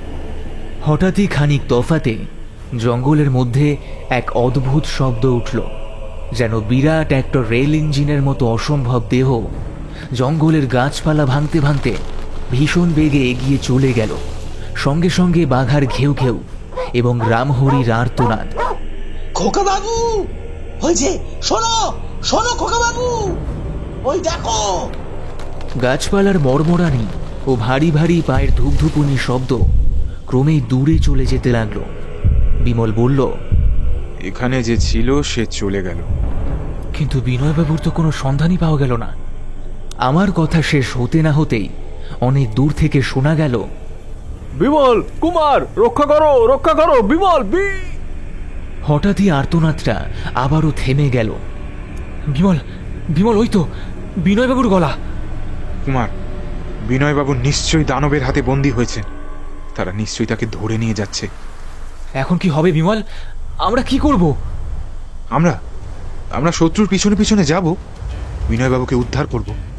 কিন্তু কোন দিকে যাব? চারদিকে এক ফোঁটা আলো নেই। আকাশ যেন অন্ধকার বৃষ্টি করছে। কে আমাদের পথ দেখাবে? কেন, বাঘা? শত্রুর গায়ের গন্ধ সে ঠিক চিনতে পারবে। বাঘা যে শিক্ষিত কুকুর। তুমি ওর গলায় শিকল বেঁধে ওকে আগে আগে যেতে দাও কুমার, আমরা ওর পিছনে থাকবো। রামহরি, তুমি কি আমাদের সঙ্গে আসবে নাকি বাসায় ফিরে যাবে? কি যে বলো খোকা বাবু, তোমরা যেখানে থাকবে সেটাই আমার বাসা। তোমাদের সঙ্গে ভূতের বাড়ি কেন, একেবারে জমের বাড়ি যেতেও আমি রাজি। হ্যাঁ রামহরি, হয়তো আমরা আজ জমের বাড়ির দিকে এগিয়ে যাচ্ছি। মন্দ কি, বাড়ি তো জমের একখানা ফটো তুলে নিয়ে আসবো। এই এক ছোকরাটা বড্ড বদমাশ হয়েছে, যত সব অনাছিষ্টিকর কথা। বিমলের কথা মিথ্যা নয়। বাঘার নাকই অন্ধকারে আমাদের চোখের কাজ করল। বাঘা কোনো দিকে ফিরে তাকালো না। মাটির উপরে নাক রেখে সে সবেগে অগ্রসর হতে লাগলো। আমি তার গলার শিকলটা না ধরে রাখলে এতক্ষণে সে হয়তো আরও বেগে তীরের মতো ছুটে নাগালের বাইরে কোথাও চলে যেত। তিনজনে বাঘার পেছন পেছন অতি কষ্টে পথ চলতে লাগলাম। আমি বললাম, বনের ভেতরে রামহরি যাকে দেখেছে তার বর্ণনা শুনে মনে হলো সে এক সাংঘাতিক জীব। বাবারে, তার কথা আর মনে করিয়ে দিও না বাবু, তাহলে হয়তো আমি ভিমড়ি খেয়ে যাব। উহ, বাপরে, মুখখানা একেবারে মানুষের মতো দেখতে বটে, কিন্তু হাতির মুখের চেয়েও এইয়া বড় মুখ। অমন ভয়ানক যার মুখ, আমাদের দেখেও সে আক্রমণ করলো না কেন? হয়তো আমাদের হাতের ইলেকট্রিক টর্চ দেখে সে ভরকে গেছে। আশ্চর্য নয়, মোটরের হেডলাইট দেখে অনেক সময় বাঘ ভাল্লুকও হতভম্ব হয়ে যায়। এসব কথা বলে আমরা আবারও নীরবে অগ্রসর হতে লাগলাম। এইভাবে ঘন্টা তিনেক দ্রুতপদে এগিয়ে আমরা যে কোথায় কোন দিকে কত দূরে এসে পড়লাম কেউই তা বুঝতে পারলাম না। কিন্তু এইভাবে আর বেশিক্ষণ বাঘার সঙ্গে চলা যে আমাদের পক্ষে অসম্ভব, এটুকু বুঝতেও আমাদের আর বাকি রইল না। এরই মধ্যে বারবার হোঁচট খেয়ে পাথরের উপরে পড়ে আমাদের সর্বাঙ্গ থেতো হয়ে গেছে। গায়ের কত জায়গায় কত কাঁটা বিঁধেছে, ছিঁড়ে ফালা ফালা হয়ে জামা কাপড়ে আর পদার্থ নেই। আমাদের ঘন ঘন দীর্ঘশ্বাস পড়ছে, দম বুঝি আর থাকে না। এইবারে আমরা একটা বড় জঙ্গলের ভেতরে প্রবেশ করলাম। সকলে হাঁপাতে হাঁপাতে আরও কিছু দূর অগ্রসর হলাম। তারপর রামহরি বলল, খোকা বাবু, আমি তোমাদের মতো জোয়ান ছোকরা নই, আমাকে একটু হাঁপ ছাড়তে দাও। রামহরি, কেবল তোমারই নয়, আমারও বিশ্রাম দরকার। এই আমিও বসে পড়লুম। সত্যি বলতে আমার অবস্থাও ভালো ছিল না। অবশেষে আমিও প্রায় অবশ হয়ে ধূপ করে বসে পড়লাম একটা প্রায় সমতল ঘাস জমির ওপরে। কিন্তু বাহাদুর বটে বাঘা, যদিও দারুণ পরিশ্রমে তার জিভ মুখের বাইরে বেরিয়ে পড়ে লক লক করে ঝুলছে, তবুও এখনও তার এগিয়ে যাওয়ার উৎসাহ একটুও কমেনি। আমি চিত হয়ে শুয়ে আকাশের দিকে মুখ তুলে বললাম, মনে হচ্ছে আজকের এই অন্ধকারের অন্ধতা কখনোই দূর হবে না। আজকের এই অনন্ত রাতের বিভীষিকা কখনোই শেষ হবে না। এই যে একটা জানোয়ারের ভরসায় এই খ্যাপার মতো এগিয়ে চলেছি, এটা কি ঠিক হচ্ছে খোকা বাবু? তুমি কি ভেবেছো আমাদের কি অবস্থা হবে? সময় সময় জানোয়ারের বুদ্ধি মানুষের চেয়েও বড় হয় রামহরি। ভগবান মানুষকে বঞ্চিত করে এমন কোনো কোনো শক্তি পশুকে দিয়েছেন যা পেলে মানুষের অনেক উপকারী হতো। আচমৃতে সেই বোবা অন্ধকার, কালো রাত্রি এবং স্তব্ধ অরণ্য যেন ভীষণভাবে জ্যান্ত হয়ে উঠল। ও ও, ওটা কি খোকা বাবু? খোকা বাবু, ও ওটা ওটা কি খোকা বাবু? হ্যাঁ, ওটা কি? বলতে বলতে রামহরি প্রায় আঁতকে উঠল। বাঘা চেঁচিয়ে এবং চমকে চমকে উঠে শিকল ছিঁড়ে ফেলে আর কি। চারদিক দিয়ে কেমন যেন এক অদ্ভুত আওয়াজ হচ্ছে। আমি আর বিমল সন্ত্রস্ত হয়ে শুনতে লাগলাম সেই বিস্ময়কর আওয়াজ। আমাদের সামনে, পেছনে, ডান পাশে, বাম পাশে, কাছে, দূরে চারদিক থেকে যেন 40-50 খানা বড় বড় স্টিমার কান ফাটিয়ে প্রাণ দমিয়ে ক্রমাগত কু দিচ্ছে। যেন বনবাসী অন্ধকারের চিৎকার, যেন সদ্য জাগ্রত অরণ্যের হুঙ্কার, যেন বিশ্বব্যাপী ভূত প্রেতের গর্জন। আমরা যারা কলকাতায় থাকি তারা জানি বোধহয় যে নিউ ইয়ার্স ডের রাত্রি এবং দুপুরের সময় গঙ্গা নদীর স্টিমারগুলো একসঙ্গে এমন ভোঁ দিয়ে ওঠে যে কান যেন ফেটে যায়। হিমালয়ের পাহাড়ি জঙ্গলের মধ্যে এই ভীষণ অন্ধকারাচ্ছন্ন রাত্রে আমাদের চারদিক থেকে এখন অনেকটা তেমনই ধারা বিকট চিৎকারই জেগে উঠছে। তবে স্টিমারের ভোঁ দেওয়ার ভেতরে ভয়ের ব্যাপার কিছুই নেই, কিন্তু এখানকার এই অস্বাভাবিক কোলাহলে, অবর্ণনীয় আতঙ্কে ও যন্ত্রণায় আমাদের সবার প্রাণ যেন ছটফট করতে লাগলো। আর এই চিৎকার কোনো যন্ত্রের চিৎকার নয়, এই ভয়াবহ চিৎকারগুলো বেরিয়ে আসছে অজানা ও অদৃশ্য সব অতিকায় জীবের কণ্ঠ থেকে। 200-250 সিংহ একসঙ্গে গর্জন করলেও সেটা এতটা ভয়ঙ্কর বলে মনে হতো না।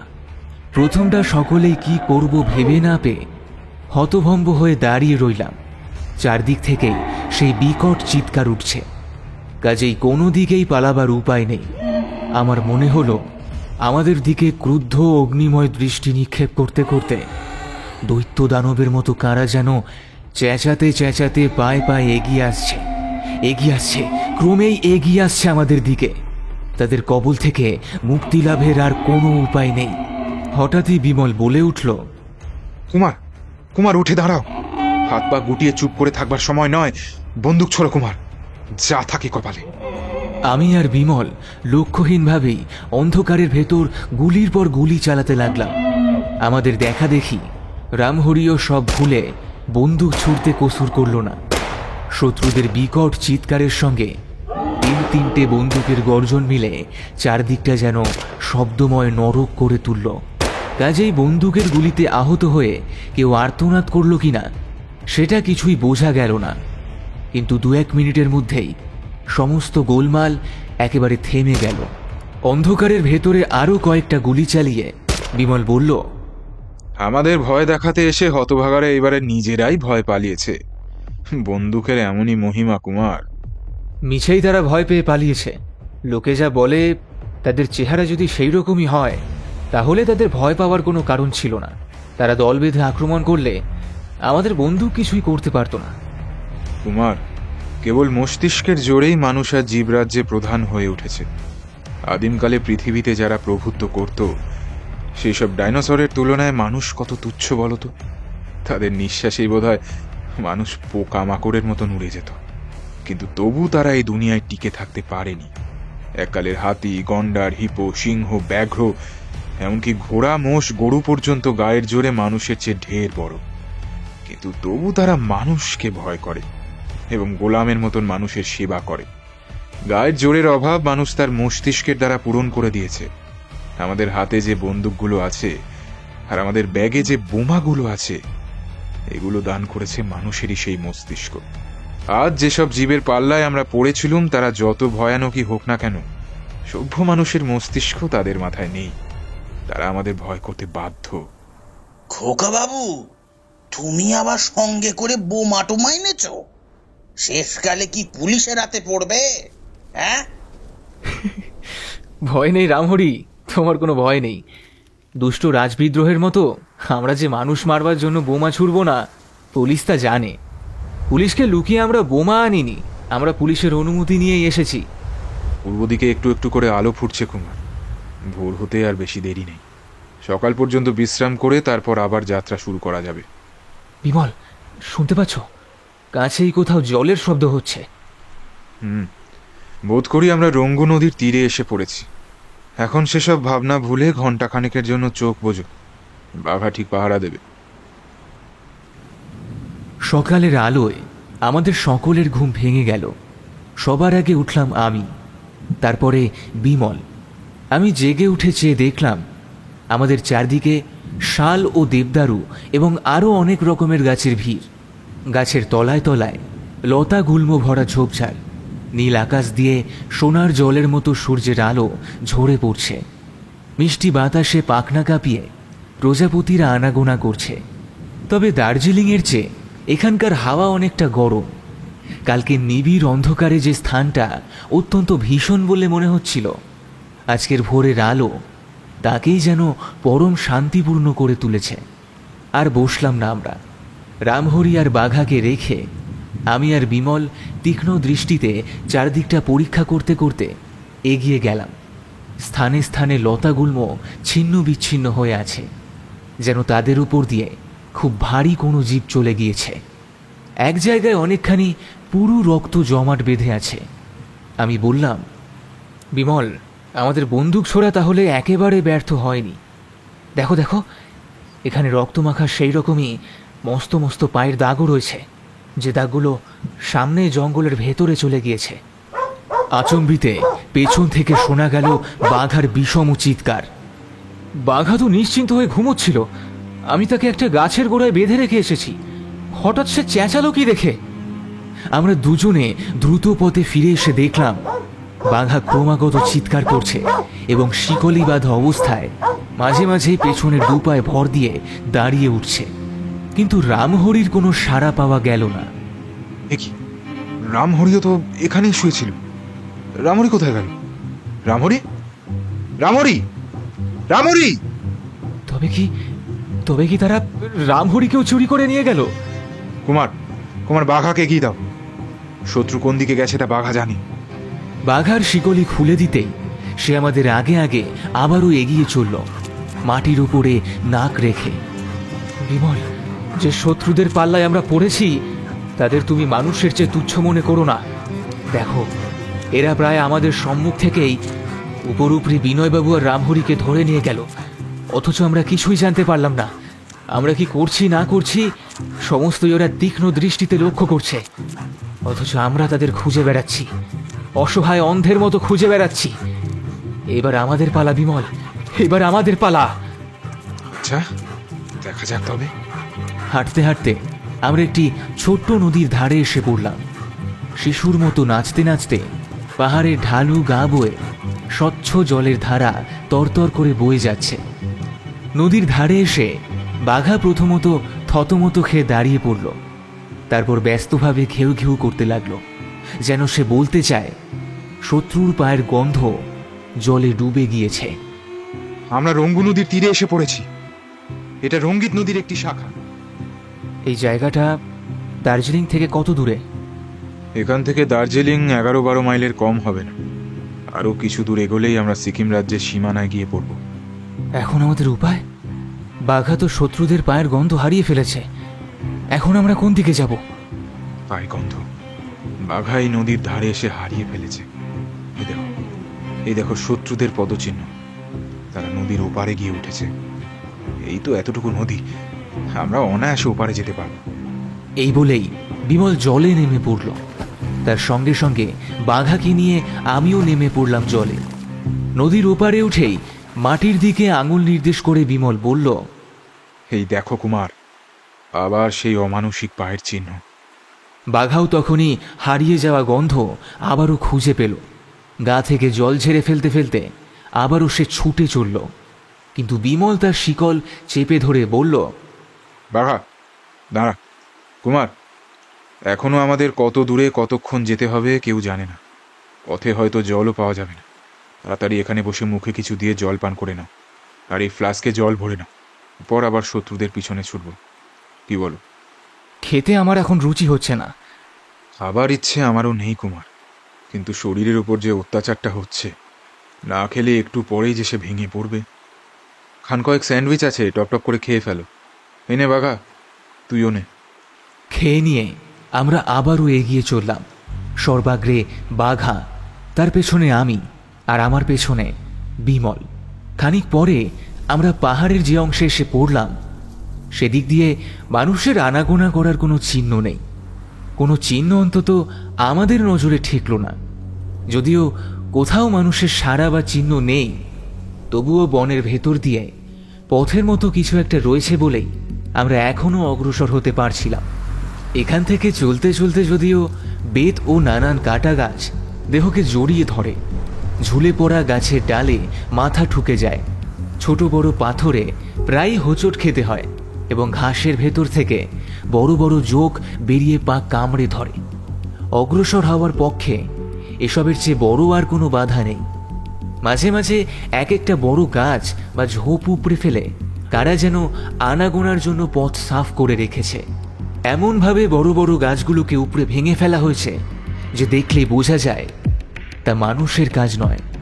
যেসব অরণ্যে হাতির পাল চলাফেরা করে সেইখানেই এমনভাবে ভাঙা বা উপড়ানো গাছ দেখা যায়। এখানে হাতিও নেই, মানুষও নেই, তবুও পথ চলবার বাধা সরিয়ে রেখেছে কারা? এই প্রশ্ন মনে জাগতেই আমার বুকটা যেন শিউরে উঠল। বেচারা রামহরি, তার সাহস ও শক্তির অভাব নেই। মূর্তিমান মৃত্যুর সামনেও সে কতবার হাসি মুখে ছুটে গিয়েছে, কিন্তু কিন্তু এক ভূতের ভয়েই সর্বদা সে কাতর হয়ে পড়ে। কিন্তু তার অদ্ভুত প্রভুভক্তি এই ভূতের ভয় কেউ মানে না। তাই এত বড় বিপদের মাঝখানেও সে তাদের ছেড়ে থাকতে পারেনি। কিন্তু এখন এখন সে কোথায়? ওদিকে বিনয়বাবু মেয়েকে খুঁজতেই সে বিপদে পড়লেন। তিনিও কি বেঁচে আছেন নাকি? রামহরি ও বিনয়বাবুর কথা ভাবতে ভাবতে অন্যমনস্ক হয়ে পড়েছিলাম। খেয়াল করিনি এর মধ্যে বিমল আমাকে আর বাঘাকে অতিক্রম করে অনেকটা এগিয়ে গিয়েছে। সম্বিত ফিরল বাঘার ডাকে। একটা পাহাড়ের খানিকটা যেখানে পথের উপর ঝুঁকে আছে সেখানে বাঘা হঠাৎই জোরে ডেকে উঠতেই ডান দিকে মোড় ফিরল। আমি আর অপেক্ষা করলাম না, দ্রুত পা চালালাম সেদিকে। কিন্তু সেখানে পৌঁছে কিছুই দেখতে পেলাম না। বাঘা কি দেখেছে আর আর বিমলই বা কোথায়? আমার বুকটা কেঁপে উঠল এক অজানা আশঙ্কায়। আচমকা শুনতে পেলাম চাপা ভারী পায়ের শব্দ। বিপদ টের পেয়ে লুকিয়ে পড়লাম পাহাড়ের খাঁজের একটা জায়গায়। বাঘা অদূরে দাঁড়িয়ে আমারই দিকে তাকিয়ে দাঁড়িয়ে রয়েছে স্থানুর মতো। বুঝলাম না ওর বিক্রম কি স্থিমিত হলো, কিন্তু উত্তর পেলাম কিছু পরেই। আর যা দেখলাম তা দেখে আমার শিরদাঁড়া দিয়ে ভয়ের এক শীতল স্রোত প্রবাহিত হলো। বাঘাকে ওইভাবে দাঁড়িয়ে থাকতে দেখে বুঝলাম বিপদ আমার পেছনে। ভয় পেলাম। আচমকা একটা শব্দ শুনেই চমকে উঠে আবার পেছনে ফিরে একটা দৃশ্য দেখেই আমার হাত পা একেবারে ঠান্ডা হয়ে গেল। এ কি দৃশ্য দেখলাম আমি? দেখলাম আমার পেছনে ঝুঁকে পড়া পাহাড়ের উপর থেকে প্রকাণ্ড অজগর সাপের মতো মোটা এবং কালো লোমশ একখানা হাত বিমলের মুখ ও গলা একসঙ্গে চেপে ধরে তার দেহকে তুলে নিয়ে যাচ্ছে। আমার হাত দুটো জমে গেছিল ভয়ে। বন্দুক ছোড়া ভুলেই গেছিলাম। বাঘার ডাকে সম্বিত ফিরল আবার। কোনো মতে মনে সাহস এনে ছুড়লাম পরপর 3 বার গুলি। কিন্তু কিন্তু কাপা হাতে কি বন্দুক চালানো যায়? লক্ষ্যভ্রষ্ট হলো সব কটা গুলি। আমার আর কিছুই করার ছিল না। আমি ঠিক কাঠের পুতুলের মতোই আড়ষ্ট হয়ে দাঁড়িয়ে রইলাম সেখানে। মানুষের হাতের মতো দেখতে কোনো একটা হাত যে এত মস্ত হতে পারে স্বপ্নেও বোধহয় তা কল্পনা করা অসম্ভব। একখানা মাত্র হাতের চেটোর ভেতরেই বিমলের গলা এবং সমস্ত মুখখানা একেবারে ঢাকা পড়ে গিয়েছে। দৃশ্যটা দেখে সম্মোহিত হয়ে গেছিলাম বোধহয়। হুঁশ যখন ফিরল তখন বিমল অথবা শত্রুর কোনো চিহ্ন নেই। কেবল ধূপ ধূপ করে ভারী পায়ের এবং বন জঙ্গল ভাঙার শব্দ হলো। তারপরে সব আবার চুপচাপ। চোখে অন্ধকার দেখতে দেখতে আমি অবশ শরীরে সেইখানেই বসে পড়লাম। আমার প্রাণ মন যেন উদ্ভ্রান্ত হয়ে গেল। খানিকক্ষণ আমি কিছুতেই ভাবতে পারলাম না। চাপা কান্না বুক থেকে ঠেলে উঠল, আটকে গেল গলার কাছে এসে। আমি আমি বিমলকেও ধরে রাখতে পারলাম না। এতটাই অপদার্থ আমি। হে ঈশ্বর, এ তুমি কোন পরীক্ষায় ফেলে দিলে আমাকে? এবার আমি কি করব? কিভাবে লড়বো সেই দানবের সাথে? আমি আর ভাবতে পারলাম না। প্রচণ্ড মানসিক চাপে আমার চোখের সামনেটা অন্ধকার হয়ে এলো। টলে পড়ে যাওয়ার আগে বাঘার ডাক কানে এলো। আর তারপর আর আমার কিছু মনে নেই।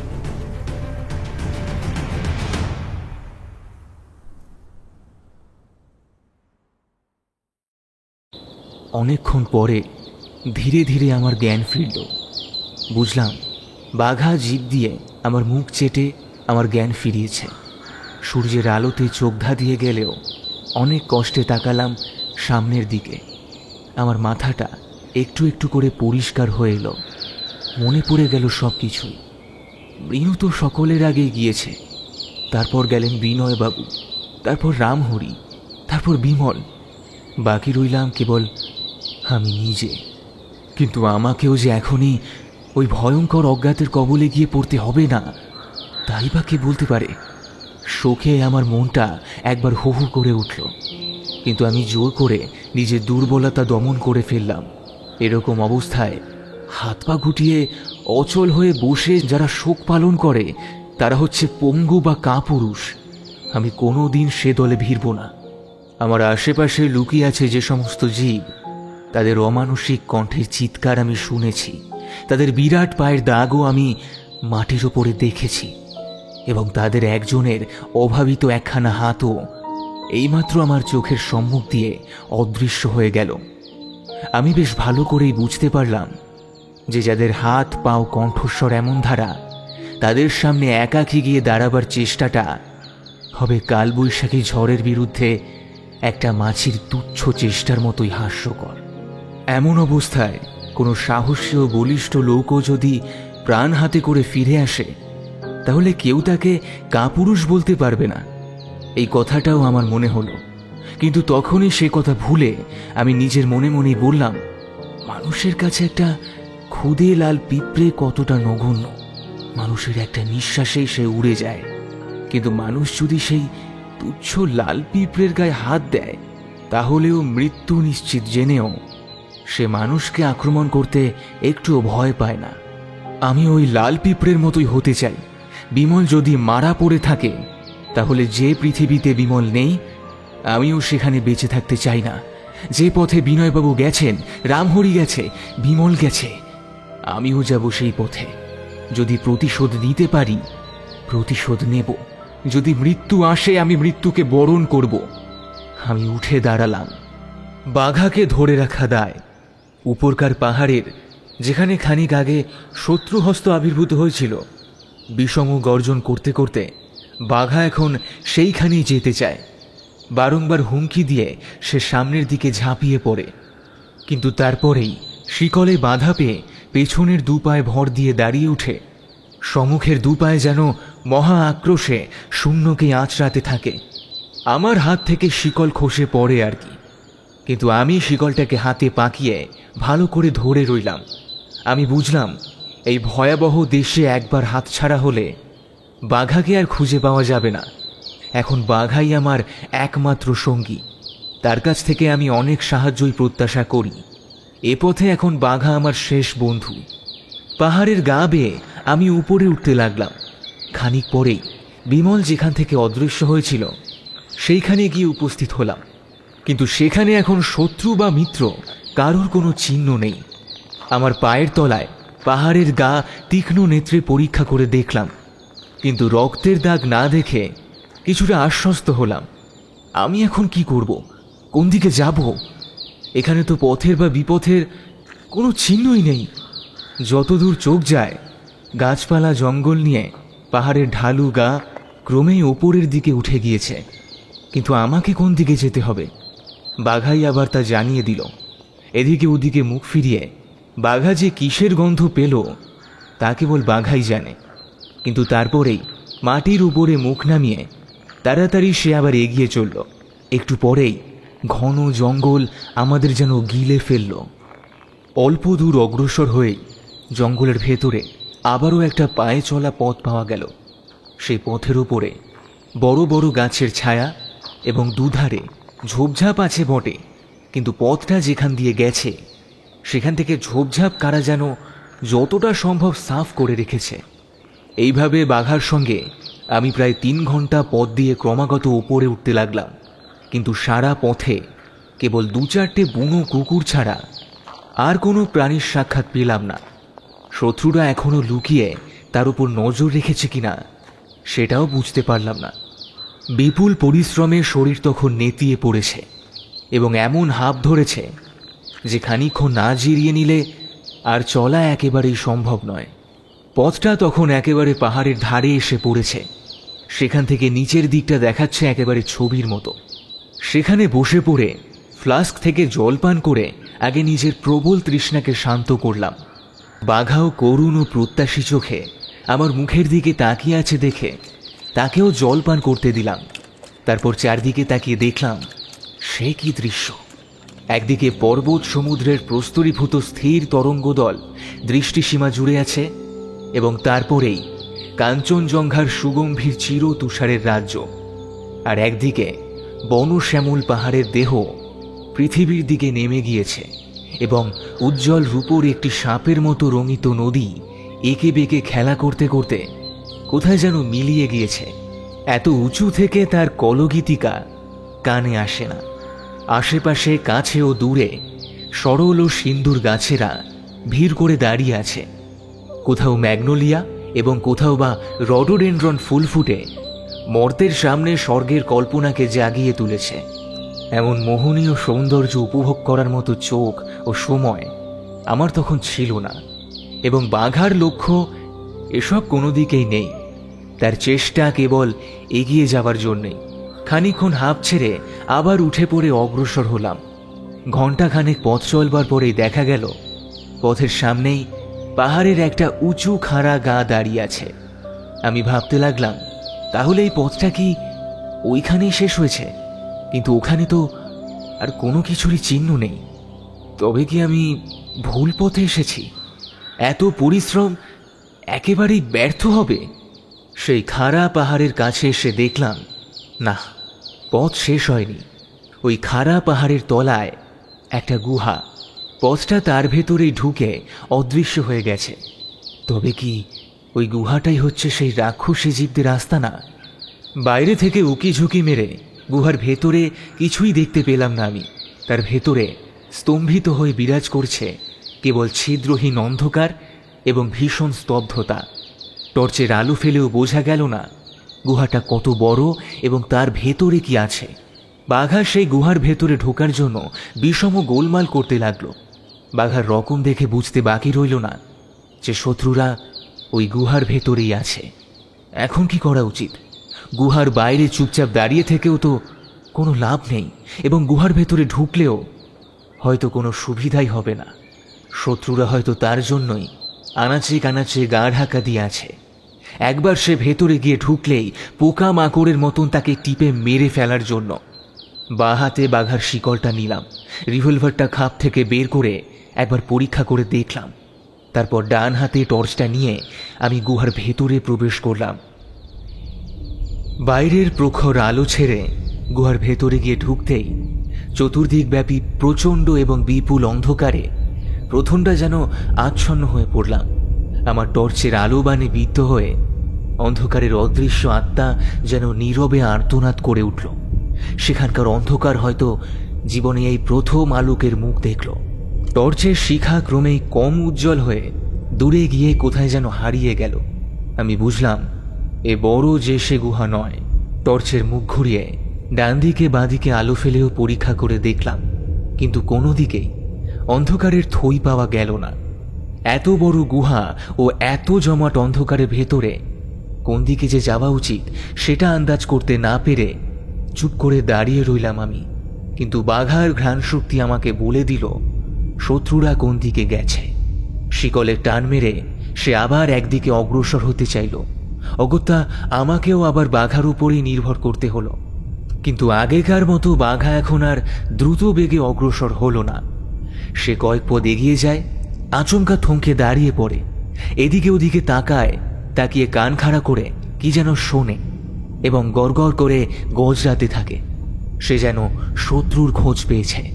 কিন্তু সেই ভীষণ অন্ধকারের রাজ্যে শত্রুরা যে কোথায় লুকিয়ে আছে অনেক চেষ্টার পরেও তা আমি আবিষ্কার করতে পারলাম না।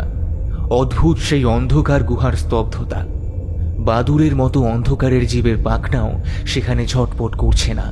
স্থির স্তব্ধতার মধ্যে নিঃশ্বাস যেন রুদ্ধ হয়ে আসে এবং নিজের পায়ের শব্দে নিজেরই গায়ে কাঁটা দেয়। কিন্তু বাঘার হাবভাবের অর্থ আমি ভালো রকমই জানি। যদিও শত্রুর কোনো চিহ্নই নজরে ঠেকল না, তবু এটুকু বুঝতে পারলাম যে বাঘা যখন ছটফট করছে তখন শত্রুরা আর বেশি দূরে নেই। হয়তো কোনো আনাচে কানাচে গা ঢাকা দিয়ে তারা তার প্রত্যেক গতিবিধি লক্ষ্য করছে। কিন্তু একটা বিষয় আমার কাছে অত্যন্ত রহস্যের মনে হলো। অনেকের মুখেই শত্রুদের যে দানব মূর্তির বর্ণন আমি শ্রবণ করেছি এবং তাদের একজনের যে অমানুষিক হাত আমি স্বচক্ষে দর্শন করেছি, তাতে তো তাদের কাছে নিজের ক্ষুদ্র দেহকে নগণ্য বলেই মনে হয়। তার উপরে এই অজানা শত্রুপুরীতে আমি এখন একা এবং একান্ত অসহায়। যখন আমরা দলে ভারী ছিলাম, শত্রুরা তখনই বিনয়বাবু, রামহরি এবং বিমলকে অনায়াসেই হরণ করেছে এবং এত বড় তাদের বুকের পাটা যে আধুনিক সভ্যতার লীলাক্ষেত্র দার্জিলিংয়ে গিয়ে হানা দিতেও তারা ভয় পায় না। কিন্তু তারা এখন লুকিয়ে কেন আছে? কেন তাকে আক্রমণ করছে না? এর কারণ কি? কিসের ভয়ে তারা সম্মুখে আসতে রাজি নয়? এমনই ভাবতে ভাবতে প্রায় আধ মাইল পথ এগিয়ে গেলাম। তখনও গুহা শেষ হলো না। এখনো বাঘা মাঝে মাঝে থমকে দাঁড়িয়ে পড়ে চাপা গর্জন করছে বটে, কিন্তু এখন তার ভাবভঙ্গিতে একটা নতুনত্ব লক্ষ্য করলাম। বাঘা এখন আর ডাইনে বা বাঁয়ে বা সামনের দিকে তাকাচ্ছে না। বারবার দাঁড়িয়ে সে পেছন পানে ফিরে দেখছে আর গর্জন করে উঠছে, যেন শত্রু আছে পেছন দিকেই। এই সময় আমার মনের ভেতরটা যে কিরকম করছিল তার বলবার নয়। আরও একটা ব্যাপার আমার নজরে পড়ল। টর্চের আলোতে দেখতে পেলাম আমার ডান দিকে আর বাঁ দিকে গুহার কালো পাথুরে গা দেখা যাচ্ছে। তাহলে গুহাটা ক্রমেই সংকীর্ণ হয়ে আসছে। আরও খানিকটা এগোবার পর গুহার দুদিকের দেওয়াল আমার আরও কাছে এগিয়ে এলো। এখন যেন একটা 1.5 হাত চওড়া পথ দিয়ে অগ্রসর হচ্ছি আমি। আরও কিছু পরেই মনে হলো সামনের দিকের অন্ধকার যেন একটু পাতলা হয়ে এসেছে। কয়েক পা এগিয়ে আলো ফেলে দেখা গেল গুহাপথ সেখান থেকে ডান দিকে মোড় ফিরেছে। মোড় ফিরে সবিস্ময়ে দেখলাম গুহার পথটা আবারও ক্রমেই চওড়া এবং ঢালু হয়ে নিচের দিকে নেমে গিয়ে একটা বিরাট গুহার সৃষ্টি করেছে। এই গুহা অন্ধকার নয়, আলো আধারিতে এখানকার খানিকটা দেখা যাচ্ছে এবং খানিকটা দেখা যাচ্ছে না। সন্ধ্যার কিছু আগে পৃথিবী যেমন আলো ছায়ার মায়া ভরা হয়, এই নতুন গুহার ভেতরে ঠিক তেমনই আলো ছায়ার লীলা খেলা দেখা যাচ্ছে। এই আলো আধারির পরে একদিকে ঠিক আগেকার মতোই নিরেট অন্ধকার বিরাজ করছে এবং আরেক দিকে অনেক তফাতে ওপর থেকে একটা উজ্জ্বল আলোকের ঝর্ণা পড়ছে। অর্থাৎ এখানে এদিক থেকে আসছে অন্ধকারের স্রোত, আরেক দিক থেকে আসছে আলোকের ধারা। এই দুয়ের মিলেই এখানকার বিচিত্র আলো ছায়া সৃষ্টি হয়েছে। আচম্বিতে এই নতুন গুহার ভেতরে দূর থেকে এবং নিবিড় অন্ধকারের দিক থেকে জেগে উঠল মানুষের মর্মবেদী আর্তনাদ। অত্যন্ত যন্ত্রণায় কে যেন তীক্ষ্ণ স্বরে কেঁদে উঠল। আর তারপরে সব চুপ। কার কান্না? নিশ্চয়ই বিমলের নয়, কারণ মৃত্যুর মুখে পড়লেও বিমল যে কোনোদিনই কাতরভাবে কাঁদবে না সেটা আমি জানতাম। মঙ্গল গ্রহে ও ময়নামতির মায়া কাননে গিয়ে বিনয়বাবুর সাহস সে দেখেছে। তিনিও এমন শিশুর মতো কাঁদবে না বলেই মনে হয়। তবে কি রামহরি বেচারাই এমনভাবে কেঁদে উঠল? অসম্ভব নয়। তার বুকের পাটা থাকলেও ভূতের ভয় সে সবসময় করত। হয়তো কল্পনায় ভূত দেখে সে কোকিয়ে উঠেছে। না না, কল্পনায় বা বলি কেন? আজ সকালেই আমার চোখের সামনে যে হাতের বাঁধনে বিমল বন্দী হয়েছে, সে কি মানুষের হাত? কিন্তু এই আর্তনাদ জারি হোক, তার উৎপত্তি কোথায় এবং কোন দিকে ভালো করে বোঝার আগেই সেই আর্তনাদটা থেমে গেল। কেবল গুহার বিরাট গর্ভের মধ্যে সেই একই কণ্ঠের আর্তনাদ প্রতিধ্বনির মহিমায় বহুজনের কান্নার মতন চারদিক অল্পক্ষণ তোলপাড় করে আবারও নীরব হয়ে গেল। গুহার মধ্যে আবারও অস্বাভাবিক নিস্তব্ধতা। নিজের হৃৎপিণ্ডের দুপদুপুনি নিজের কানে শোনা যায়। খানিকক্ষণ দাঁড়িয়ে আমি অপেক্ষা করলাম যদি আবারও সেই কান্না শোনা যায়, কিন্তু কান্না আর শোনা গেল না।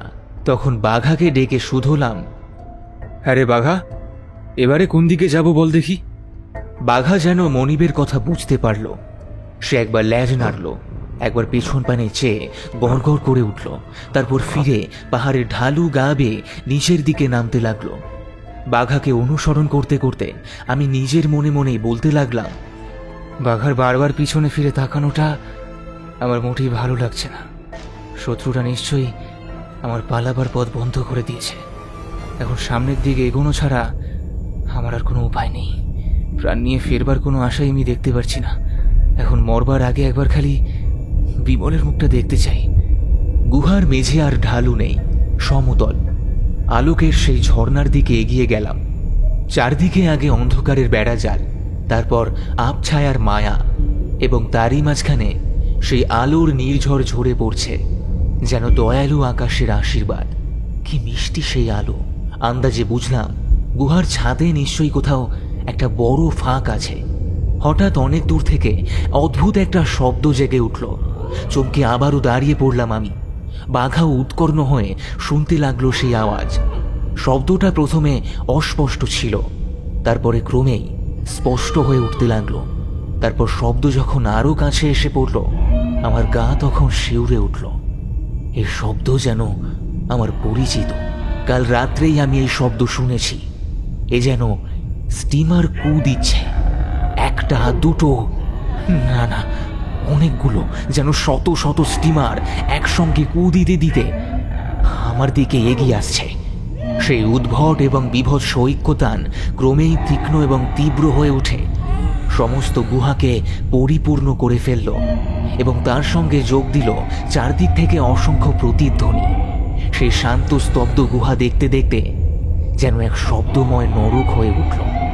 বাঘাও পাল্লা দিয়ে চেঁচাতে শুরু করলো, কিন্তু অনেকগুলো তোপের কাছে সে যেন একটা ধানি পটকার আওয়াজ মাত্র।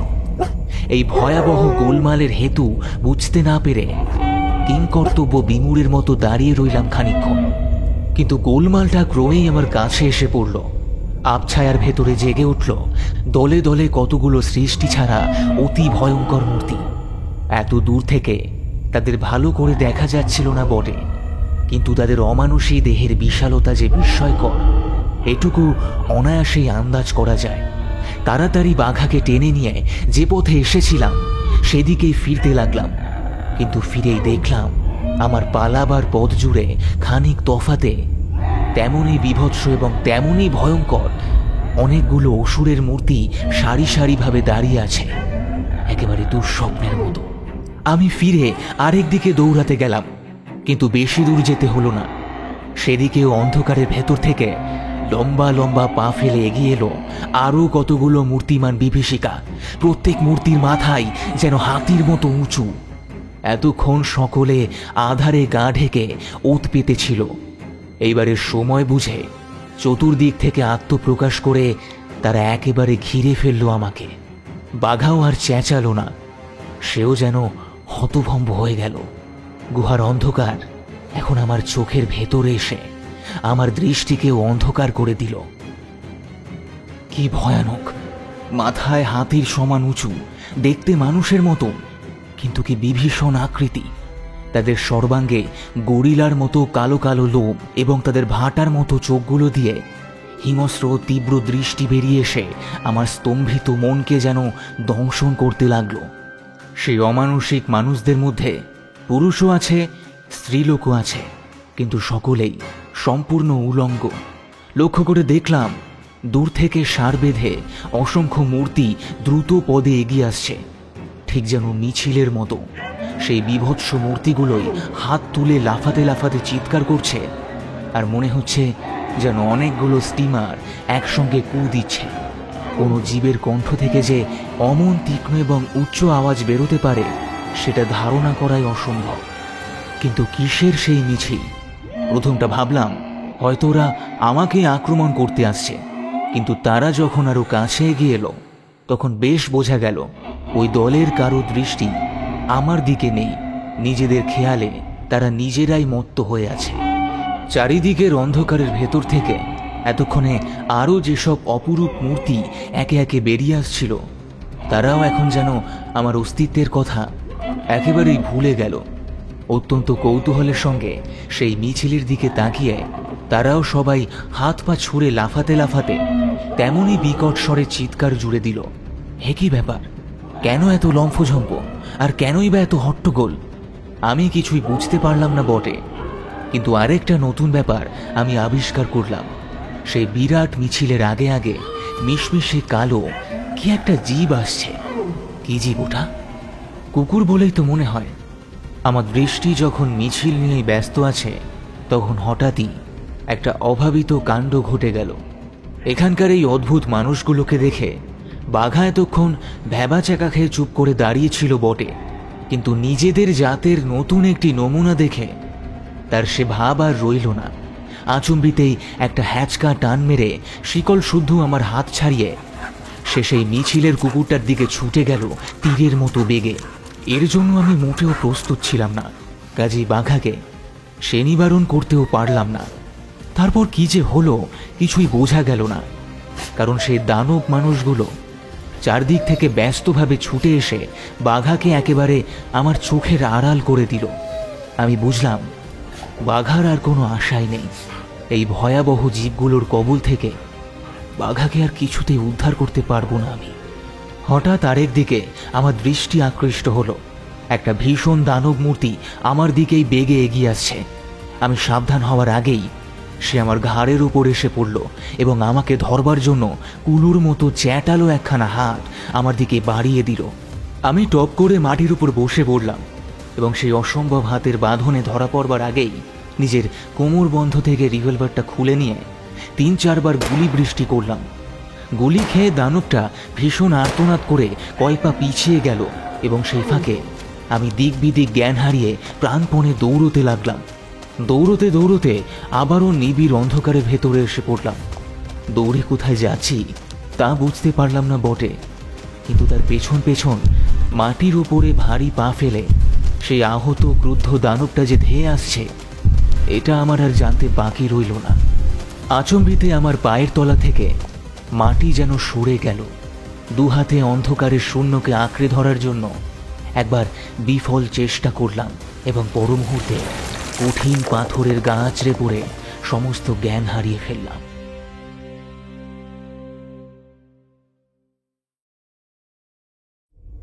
কতক্ষণ পরে জ্ঞান হলো সে আমি জানি না, কিন্তু চোখ খুলে আবারও দেখলাম তেমনই ছিদ্রহীন অন্ধকারেই চারদিক আবারও সমাধির মতো স্তব্ধ।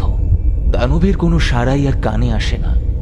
এদিকে ওদিকে হাত বুলিয়ে অনুভবে বুঝলাম পাহাড়ের গায়ে শুয়ে আছি। আস্তে আস্তে উঠে বসলাম। ২-৪ বার হাত পা নেড়ে ছেড়ে দেখলাম দেহের কোনো জায়গা ভেঙে গেছে কিনা।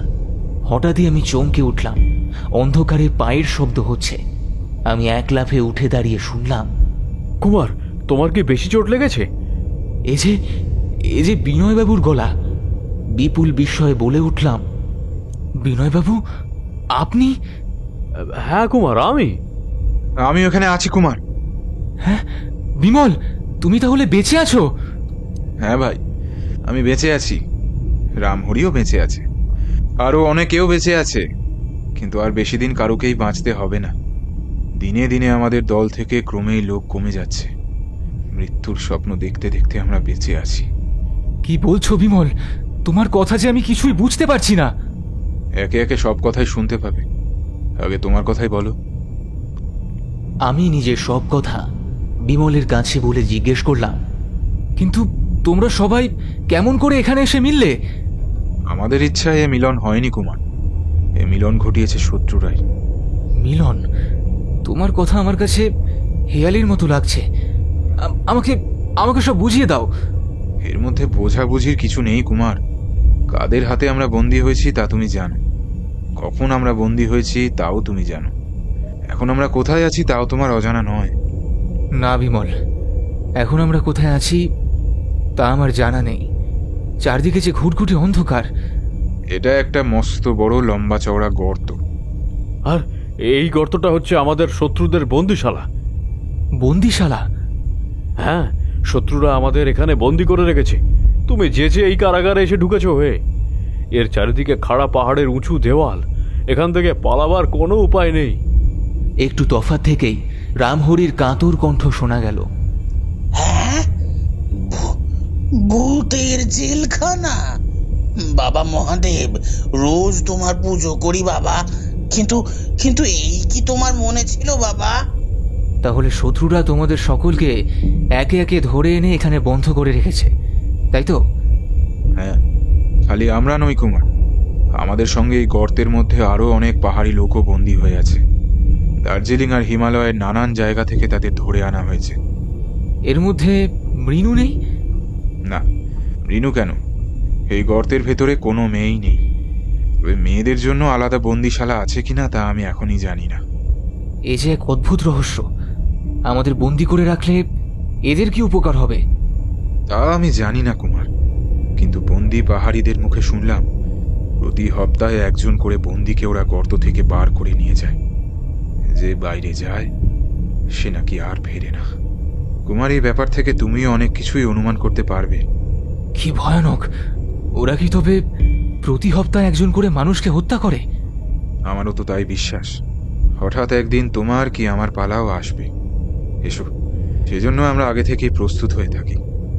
সে কি বিমল, আমরা কি কোনো বাধাই দিতে পারি না? না হে, সিংহের সামনে ভেড়া যেমন অসহায়, ওদের সামনে আমরাও তেমনি।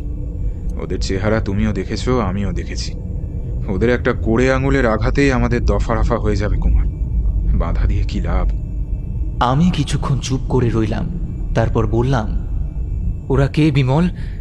রূপকথায় আর আরব্য উপন্যাসে দৈত্য দানবের কথা পড়েছি, কিন্তু তারা কি সত্যিই পৃথিবীর বাসিন্দা? আমার আরো কাছে সরে এসে বিমল বলল, তাহলে শোনো, আরব্য উপন্যাসের দৈত্য দানবরা সত্যি কি মিথ্যে তা আমি বলতে পারবো না বটে, কিন্তু এ পৃথিবীতে যে একসময় দৈত্যের মতন প্রকাণ্ড মানুষ ছিল এ কথা আমি মনে মনে বিশ্বাস করি। মাঝে মাঝে সে প্রমাণও পাওয়া যায়। তুমি কি জানো না, এই ভারতবর্ষে কাটনির কাছে একটি 31 ফুট 6 ইঞ্চি লম্বা বিরাট কঙ্কাল পাওয়া গেছে। তার পা দুটোই 10 ফুট করে লম্বা। সে কঙ্কালটা প্রায় মানুষের কঙ্কালের মতনই দেখতে। রামগড়ের রাজার প্রাসাদে কঙ্কালটা রাখা হয়েছে। আমি স্টেটসম্যানই খবরটা পড়েছি। দেখো, দার্জিলিংয়ের সুরেনবাবুর কাছে গিয়ে যেদিন ইন্ডিয়ান ডেলি নিউজের পুরনো ফাইলে হিমালয়ের রহস্যময় জীবের কথা পড়লুম, সেদিন থেকে অনেক কথাই আমার মনে হচ্ছে। এর আগেও কোনো কোনো ভ্রমণ কাহিনীতে আমি হিমালয়ের ঘৃণ্য তুষার মানবের কথা পড়েছি। ইন্ডিয়ান ডেইলি নিউজে হয়তো তাদেরই কথা বেরিয়েছে, কিন্তু আসলে কে তারা? তারা কি সত্যি মানুষ, না মানুষের মতো দেখতে অন্য কোনো জীব? আধুনিক পণ্ডিতদের নতুন নতুন আবিষ্কারের ভিতরে খুঁজলে হয়তো এ প্রশ্নের একটা সদুত্তর পাওয়া যেতে পারে। আমাদের চেয়ে আপনার পড়াশোনা ঢের বেশি। আপনি কোনো সদুত্তর পেয়েছেন কি? সে বিষয়ে আমি নিজে জোর করে কিছুই বলতে চাই না, তবে পণ্ডিতদের আবিষ্কারের কথা আমি তোমাদের কাছে বলতে পারি। শোনো, পণ্ডিতদের মতে এখন যেখানে হিমালয় পর্বত আছে, অনেক লক্ষ বৎসর আগে মহাসাগরের অগাধ জল সেখানে খেলা করত। কারণ আধুনিক হিমালয়ের উপর অসংখ্য সামুদ্রিক জীবের শিল্পীভূত কঙ্কাল বা দেহাবশেষ অর্থাৎ ফসিল পাওয়া গিয়েছে। হিমালয়ের আশেপাশে যেসব দেশ আছে, এখনো ধীরে ধীরে তারা ক্রমেই উঁচু হয়ে উঠেছে। হিসাব করে দেখা গেছে কাশিধামের উত্তর দিকের ভূমি এখনো প্রতি শতাব্দীতে 6 ফুট করে উঁচু হয়ে উঠছে। হিমালয়ের ঊর্ধ্বভাগ থেকে রাশি রাশি পচা গাছপাতা ও অন্যান্য আজে বাজে জিনিস পাহাড়ের দুই পাশে নেমে এসে জমা হয়ে থাকত। কালে সেই সব জায়গা স্তন্যপায়ী প্রাণীদের বিচরণ ক্ষেত্র হয়ে ওঠে। এখানে তাই আজও এত আদিম জীবজন্তুর শিলীভূত কঙ্কাল পাওয়া যায় যে পণ্ডিতরা এই জায়গাটাকে সেকেলে জীবদের গোরস্থান বলেও ডাকেন। কিছুদিন আগে ইয়ালে নর্থ ইন্ডিয়ান এক্সপিডিশনের পণ্ডিতরা উত্তর ভারত থেকে অনেক নতুন তথ্য আবিষ্কার করেছেন। তার মধ্যে হচ্ছে মানুষের মতো দেখতে এক নতুন জাতের বানরের অস্তিত্ব। ওই অভিযানে দলপতি ছিলেন অধ্যাপক হেলমাট ডি টেরা সাহেব। উত্তর ভারতবর্ষে 1 বৎসর কাল তিনি অনেক অনুসন্ধান ও পরীক্ষা করেছেন। তাঁর পরীক্ষার ফলে যেসব দেহাবশেষ পাওয়া গেছে তাদের মধ্যে কোনো কোনোটিকে দেখতে প্রায় মানুষের মতো। অন্তত গরিলা, ওরাংউটাং বা শিম্পাঞ্জি জাতীয় বানরদের সঙ্গে তাদের দেহের গড়ন মেলে না। এরকম 2 জাতের অজানা জীবের নাম দেওয়া হয়েছে র্যামাপিথেকাস ও সাগরিভাপিথেকাস। নাম শুনলেই তোমরা বুঝতে পারবে যে রামচন্দ্র ও সুগ্রীবের নামানুসারেই তাদের নামকরণ হয়েছে। পণ্ডিতদের মতে উত্তর ভারতে প্রাপ্ত এইসব জীবের কোনো কোনোটির মস্তিষ্ক গরিলা প্রভৃতি সমস্ত বানরজাতি জীবের মস্তিষ্কের চেয়ে উন্নত। তাদের মস্তিষ্কের শক্তি ছিল অনেকটা ওই মানুষেরই কাছাকাছি। কে বলতে পারে ওইসব জীবের কোনো কোনো জাতি এখনো হিমালয়ে কোনো গোপন প্রান্তে বিদ্যমান নেই। তারা সভ্যতার সংস্পর্শে আসবার সুযোগ পায়নি বলে আধুনিক মানুষ তাদের খবর রাখে না। কিন্তু আমরা জানি না বলেই যে তারা বেঁচে নেই এমন কথা কিছুতেই তো মনে করা চলে না। হয়তো তারা বেঁচে আছে এবং হয়তো তারা সভ্য না হলেও মস্তিষ্কের শক্তিতে আগেকার চেয়েও উন্নত হয়ে উঠেছে। বিমল, কুমার, আমি যা জানি আর মনে করি সব তোমাদের কাছে খুলে বললুম। তবে আমার অনুমানই যে সত্য এটা তোমরা গ্রহণ না করতেও পারো। তাহলে আপনার মত হচ্ছে মানুষের মতন দেখতে বানর জাতীয় দানবরাই আমাদের সকলকে বন্দি করে রেখেছে, তাই তো? বললুম তো, ওটা আমার মত নয়, আমার অনুমান মাত্র। আমি বাহুকেই বালিশে পরিণত করে কঠিন পাথরের ওপরে চিত হয়ে শুয়ে আকাশ পাতাল ভাবছি। বিমল এবং বাকি কারোর মুখে কোনো কথা নেই। চারদিক যেমন স্তব্ধ তেমনই অন্ধকার। হঠাৎই আমার মনে হলো অন্ধকারের বুক ছেদা করে যেন ছোট্ট একটি আলো শিশু কাঁপতে কাঁপতে হেসে উঠল। প্রথমটা ভাবলাম আমার চোখের ভুল, কিন্তু ধর্মরিয়ে উঠে বসে ভালো করে চেয়ে বুঝলাম সে আলো একটা মশালের আলো। গর্তের উঁচু পাড়ের ধারে দাঁড়িয়ে কেউ মশাল হাতে নিয়ে কি দেখছে। মশালের তলায় একখানা অস্পষ্ট মুখও দেখা গেল। আমার মনে হলো সে মুখ যেন তারই মতো সাধারণ মানুষের মুখ। কে যেন ওপর থেকে চাপা অথচ স্পষ্ট গলায় ডেকে উঠল, কুমার বাবু, কুমার বাবু। এই যে নারীর কণ্ঠস্বর! নিজের কানের ওপরে আমার অবিশ্বাস হলো। এই রাক্ষসে মূল্যকে মানুষের মেয়ে।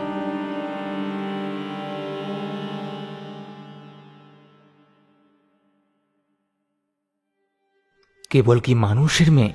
এই মেয়ে যে আমারই নাম ধরে ডাকছে। আমি ভাবলাম হয়তো ঘুমিয়ে ঘুমিয়ে স্বপ্ন দেখছি। আবার উপর থেকে চাপা গলার আওয়াজ এলো, কুমার বাবু। এবারে আর চুপ করে থাকতে পারলাম না। চাপা গলায় উত্তর দিলাম। উপর থেকে সাড়া এলো, ঠিক আমার নিচে এসে দাঁড়ান। আমি কথা মতোই কাজ করলাম। এইটা নিন। আমার ঠিক পাশেই খট করে কি একটা শব্দ হলো। গর্তের তলায় হাত বুলিয়ে জিনিসটা তুলে নিলাম। অন্ধকারে অনুভবে বুঝলাম একখণ্ড পাথরের সঙ্গে সংলগ্ন কয়েক টুকরো কাগজ। ওপরে মুখ তুলে দেখলাম সেখানে আর মশালের আলো নেই। আস্তে আস্তে ডাকলাম, বিমল।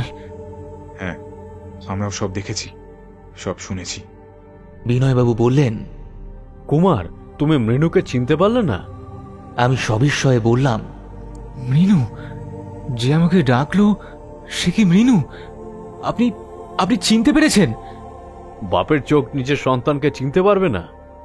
কিন্তু কিন্তু কি আশ্চর্য! যার খোঁজে এত দূর আসা, তাকে পেয়েও আপনি তার সঙ্গে একটা কথাও বললেন না। কত কষ্টে যে নিজেকে সামলেছি তা কেবল আমিই জানি কুমার। কিন্তু কি করব বলো, যখন দেখলুম ওই শত্রুপুরীতে আমার মেয়ে ভয়ে ভয়ে চাপা গলায় তোমাকেই ডাকছে, তখন নিজের মনের আবেগ জোর করে দমন না করলে মৃণুকে হয়তো বিপদে ফেলা হতো। দেখুন বিনয়বাবু, আমার বিশ্বাস আপনি আর আমি যে আছি মৃণু তা জানে না। খুব সম্ভব কেবল কুমারকেই সে দেখতে পেয়েছে, তাই তাকে ছাড়া আর কাউকে ডাকেনি। বোধহয় তোমার কথাই ঠিক। মৃণু কতগুলো টুকরো কাগজ দিয়ে গেল, নিশ্চয়ই তাতে কিছু লেখা আছে। কিন্তু এই অন্ধকারে কেমন করে পড়ব? আমার টর্চটা গর্তে পড়বার সময় ভেঙে গিয়েছে। কাল আমি দেখেছি পাহাড়ের এক ফাটল দিয়ে কোন এক সময় এই গর্তের ভিতরে সূর্যরশ্মির একটা রেখা কিছুক্ষণের জন্য এসে পড়ে। আজও নিশ্চয়ই সেই আলোটুকু পাওয়া যাবে, অপেক্ষা করো। ওপর থেকে সূর্যের একটা কিরণ নিবিড় অন্ধকারের বুকবিদ্ধ করে গর্তের পাথুরে মেঝের ওপর এসে পড়ল। বিনয়বাবু বললেন, কুমার, চটপট কাজ সেরে নাও, এই আলো এখনই পালাবে। সূর্যরশ্মির সামনে কাগজের টুকরোগুলো ধরে আমি দেখলাম একখানা ছোট্ট ডায়েরি থেকে সেগুলো ছিঁড়ে নেওয়া হয়েছে। বোধহয় দানবের হাতে ধরা পড়ার সময় ডায়েরিখানা মৃণুর কাছেই ছিল। ডায়েরির ছেঁড়া কাগজে পেন্সিলে লেখা রয়েছে, কুমার বাবু, কি করে ধরা পড়েছি সে কথা যদি কোনোদিন সামনে পাই তবে বলবো, কারণ আমার স্থান ও সময় দুই অল্প। তবে আপনিও যখন এদের হাতে ধরা পড়েছেন তখন এরা যে কে ও কি প্রকৃতির জীব সেটা বোধহয় এতক্ষণে বুঝতে পেরেছেন। যাদের কাছে আমি আছি তারা মানুষ কিনা আমি জানি না, তবে তাদের মুখ আর দেহ মানুষের মতো দেখতে বটে। এরা পরস্পরের সঙ্গে যখন কথা কয় তখন এদের একটা ভাষাও আছে, কিন্তু এদের ভাষার কথার সংখ্যা খুবই কম।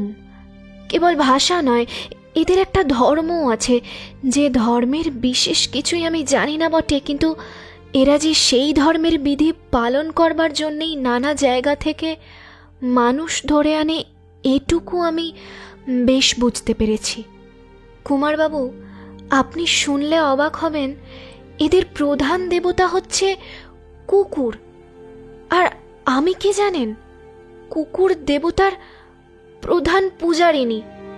আমার এখানে আদর যত্নের অভাব নেই, সবাই আমাকে ভয় ভক্তিও করে বোধহয়, কিন্তু এরা সর্বদাই আমাকে চোখে চোখে রাখে, পাছে আমি পালিয়ে যাই।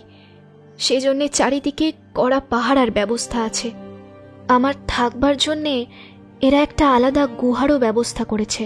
সেই গুহার ভিতরকার কোনো কোনো আসবাব ও জামা কাপড় আর দেওয়ালে আজে বাজে জিনিস দিয়ে আঁকা ছবি দেখে মনে হয় আমার আগেও এখানে অন্য কোনো পূজারিনী ছিল, এবং সেও আমারই মতো মানুষের মেয়ে।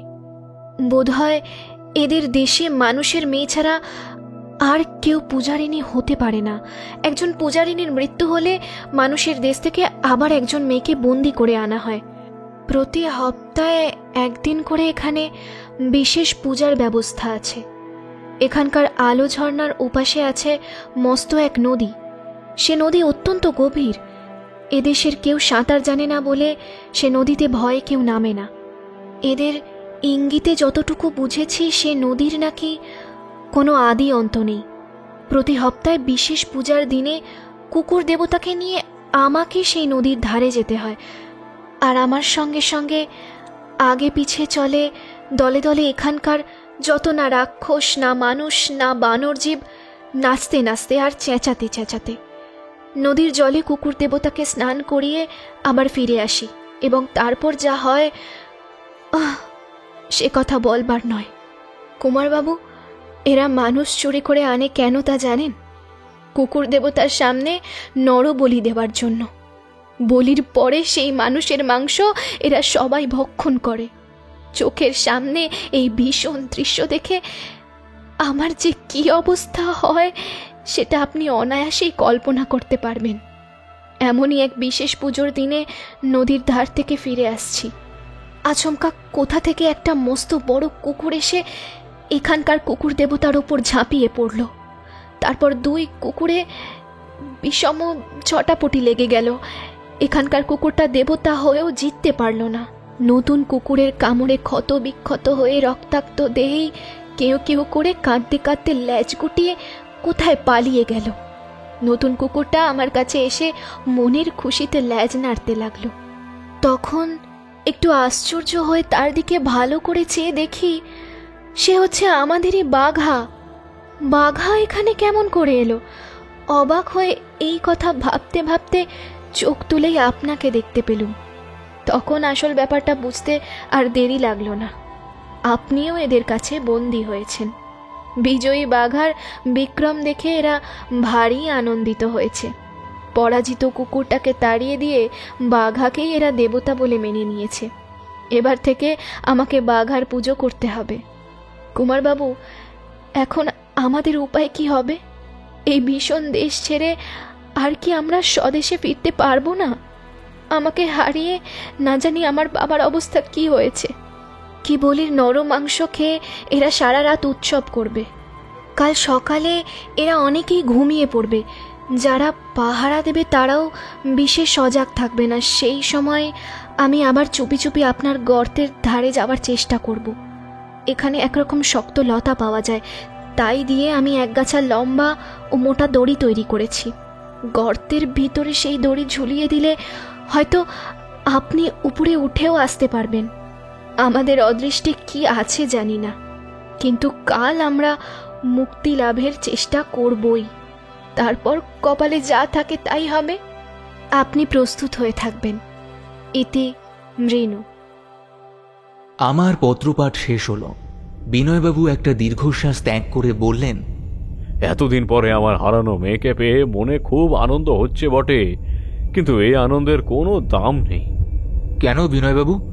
মৃণু তো খুব সুখবরই দিয়েছে। কাল সকালে সে লতা দিয়ে দড়ি তৈরি করে আনবে বলেছে। আমাদের আর এই অন্ধকূপে পচে মরতে হবে না। দুঃখের হাসি হেসে বিনয়বাবু বললেন, কিন্তু দড়ি বেয়ে উপরে উঠলেও তো আমরা এই অন্ধকূপের গর্ত থেকে বেরোতে পারবো না। অন্ধের মতো এর ভেতরে এসে ঢুকেছি, কিন্তু বেরুবার পথ খুঁজে পাবো কেমন করে? আমি খানিকক্ষণ ভেবে নিয়ে বললাম, ভালোই ভালোই যদি বেরোতে না পারি, আমরা ওই দানবের সঙ্গে যুদ্ধ করব। তাতে কোনোই লাভ হবে না। যুদ্ধে হেরে মরবো আমরাই। তাদের ভয় দেখিয়ে জিতে যেতেও পারি। আমাদের কাছে 3টে বন্দুক আর 3টে রিভলভার আছে। আমাদের শক্তি বড় অল্প নয়। খোকাবাবু শুনছ? তোমরা একটা বন্দুক আমাকে দিও তো। অন্তত একটা ভূতকে বধ করে তবেই আমি মরব। দেখা যাক শেষ পর্যন্ত কি হয়। হ্যাঁ, ভালো কথা। এই গর্তে আরো অনেক মানুষ রয়েছে, এদের কি উপায় হবে? কেন? ওরাও আমাদের সঙ্গে যাবে। ওদের সঙ্গে নিলে আমাদের লোকবলও বাড়বে। চাই বাড়বে। দেখছো না, ভয় ওরা একেবারে নির্জীব হয়ে পড়েছে। কাপুরুষ কোনো কাজেই লাগে না। বিমল, তুমি যে বড় কথা কইছো না? আমি ভাবছি। কি ভাবছো? মৃণু চিঠিতে লিখেছে আলো ঝর্ণার ওপাশে আছে মস্ত এক নদী। আমি সেই নদীর কথাই ভাবছি। এখন কি নদী টদি নিয়ে মাথা ঘামানো উচিত? আগে নিজের মাথা কি করে বাঁচবে সে কথাই ভাবো। কুমার, আমি মাথা বাঁচানোর কথাই ভাবছি। তোমার ওই বন্দুক টন্দুক বিশেষ কাজে লাগবে না। ওই নদী আমাদের মাথা বাঁচাবে। আমি বললাম, কিরকম? আমরা পাহাড়ের উপর আছি কুমার। এখানে যদি কোনো মস্ত নদী থাকে তবে তার নিশ্চয়ই পাহাড়ের গা বেয়ে নিচের দিকে নেমে এই অন্ধকূপের ভিতর থেকে বেরিয়ে গেছে। কেমন, তাই নয় কি? তারপর মৃণু লিখেছে এদেশের কেউ সাঁতার জানে না বলে সে নদীতে কেউ ভয় নামে না। এর চেয়ে ভালো খবর আর কি আছে বলতো? আমি হঠাৎই বিপুল আনন্দে এক লাফ মেরে বলে উঠলাম, বুঝেছি, আর বলতে হবে না। উফ, আমি কি বোকা! এতক্ষণে সহজ কথাটাও আমার মাথায় ঢোকেনি। এই গর্তের উপর উঠে কোনো গতিকে আমরা যদি সেই নদীতে গিয়ে একবার ঝাঁপিয়ে পড়তে পারি, তাহলেই আমরা খালাস। দানবেরা সাঁতার জানে না, কিন্তু আমরা সাঁতার জানি। নদীর স্রোতে ভেসেই অন্ধকূপের বাইরে গিয়ে পড়ব। বিনয়বাবু উৎসাহিত হয়ে বললেন, সাব্বাস বিমল, সাব্বাস! এত বিপদেও তুমি বুদ্ধি হারাওনি। এখন মৃণুর উপরেই সব নির্ভর করছে। সে যদি না আসতে পারে তাহলে আমরা গেলুম। তোমরা একটু চুপ করো খোকাবাবু। আমাকে বাবা মহাদেবের নাম জপ করতে দাও। বাবা মহাদেব তাহলে নিশ্চয়ই মুখ তুলে চাইবেন, দেখে নিও। আচম্বিতে গর্তের ভেতরে একটা বিষম শব্দ হলো। তারপরেই ভারী ভারী পায়ের ধূপ ধূপ আওয়াজ। অন্ধকারে পেছনে হটতে হটতে বিমল চুপি চুপি বলল, ওরে এসো কুমার, দেওয়ালের দিকে সরে এসো। গর্তের ভেতরে শত্রু এসেছে। গর্তের অন্য দিক থেকে অনেকগুলো লোক একসঙ্গে ভয়ে চেঁচিয়ে উঠল। তার মধ্যে একজনের আর্তনাদ যেমনই তীক্ষ্ণ তেমনই মর্মভেদী। সে চিৎকার ক্রমে গর্তের ভেতর থেকে বেরিয়ে ওপরে গিয়ে উঠল এবং তারপর ক্রমেই ক্ষীণ হয়ে দূরে মিলিয়ে গেল। আজ আবার নরবলি হবে। আমাদের আরেকজনকে আবার ছিনিয়ে নিয়ে গেল, কিন্তু আমরা কোনো বাধাই দিতে পারলুম না। কাল সারা রাত গর্তের ওপর থেকে রাক্ষসে উৎসবের বিকট কোলাহল ভেসে এসেছে। এখনো সকাল হয়েছে কিনা বোঝার উপায় নেই, কারণ এখানে আলোকের চিহ্ন নজরে পড়ে না। তবে দানবপুরী একেবারে স্তব্ধ। এতে অনুমান করা যায় অন্ধকূপের বাইরে সূর্যদেব হয়তো এখন চোখ খুলে পৃথিবীর পানে দৃষ্টিপাত করেছেন। আমার, বিমলের, বিনয়বাবু এবং রামহরির সাগ্রহ দৃষ্টির সামনে গর্তের উপরে আবারও কালকের মতো সেই মশালের আলো জ্বলে উঠল। গর্তের উপরে মুখ বাড়িয়ে মৃদু স্বরে মৃণু ডেকে উঠল, কুমারবাবু! মৃণু, এই যে আমি। চুপ, চেঁচাবেন না। শত্রুরা সব ঘুমিয়েছে, এই আমি দড়ি ঝুলিয়ে দিচ্ছি, দড়ি বয়ে তাড়াতাড়ি উপরে উঠে আসুন। কুমার, তুমি আগে যাও, তারপর আমরা যাব। গর্তের আর সব লোককেও বলে রেখেছি, তারাও পরে যাবে। আমি দড়ি বেয়ে ওপরে গিয়ে উঠলাম। সেখানে এক হাতে বাঘাকে আর এক হাতে মশাল ধরে মৃণু উদ্বিগ্ন মুখে দাঁড়িয়েছিল। আমি ওপরে উঠতেই সে অগ্রসর হতে গেল। আমি বললাম, একটু সবুর করো মৃণু, তোমার বাবাকে ওপরে উঠতে দাও। মৃণু বিস্মিতভাবে বলল, আমার বাবা? হ্যাঁ, কেবল তিনিই নন, তোমার খোঁজে এসে আমার মতো বিমল আর রামহরিও বন্দী হয়েছে। বলেন কি? ওই তোমার বাবা উপরে উঠলেন, দাও বাঘাকে আমার হাতে দাও। মৃণু ছুটে গিয়ে বিনয়বাবুর বুকের উপরে ঝাঁপিয়ে পড়ল। দেখতে দেখতে রামহরি ও বিমলও এসে হাজির হলো। কিন্তু তারপরেই গর্তের ভেতর থেকে মহা হইচই উঠল। গর্তের ভেতরে আরও যেসব মানুষ বন্দী হয়েছিল, মুক্তি লাভের সম্ভাবনায় তারা যেন পাগল হয়ে গেল। তারা সকলেই একসঙ্গে দড়ি বেয়ে ওপরে আসবার জন্য চেঁচামেচি ও পরস্পরের সঙ্গে ধাক্কাধাক্কি শুরু করে দিল। পর মুহূর্তেই দূর থেকে অন্ধকারের মধ্যে জেগে উঠল রেল ইঞ্জিনের বাঁশির মতো তীক্ষ্ণ একটা শব্দ। মৃণু সভয়ে বলে উঠল, সর্বনাশ! ওদের প্রহরীর ঘুম ভেঙে গেছে। এখন উপায়?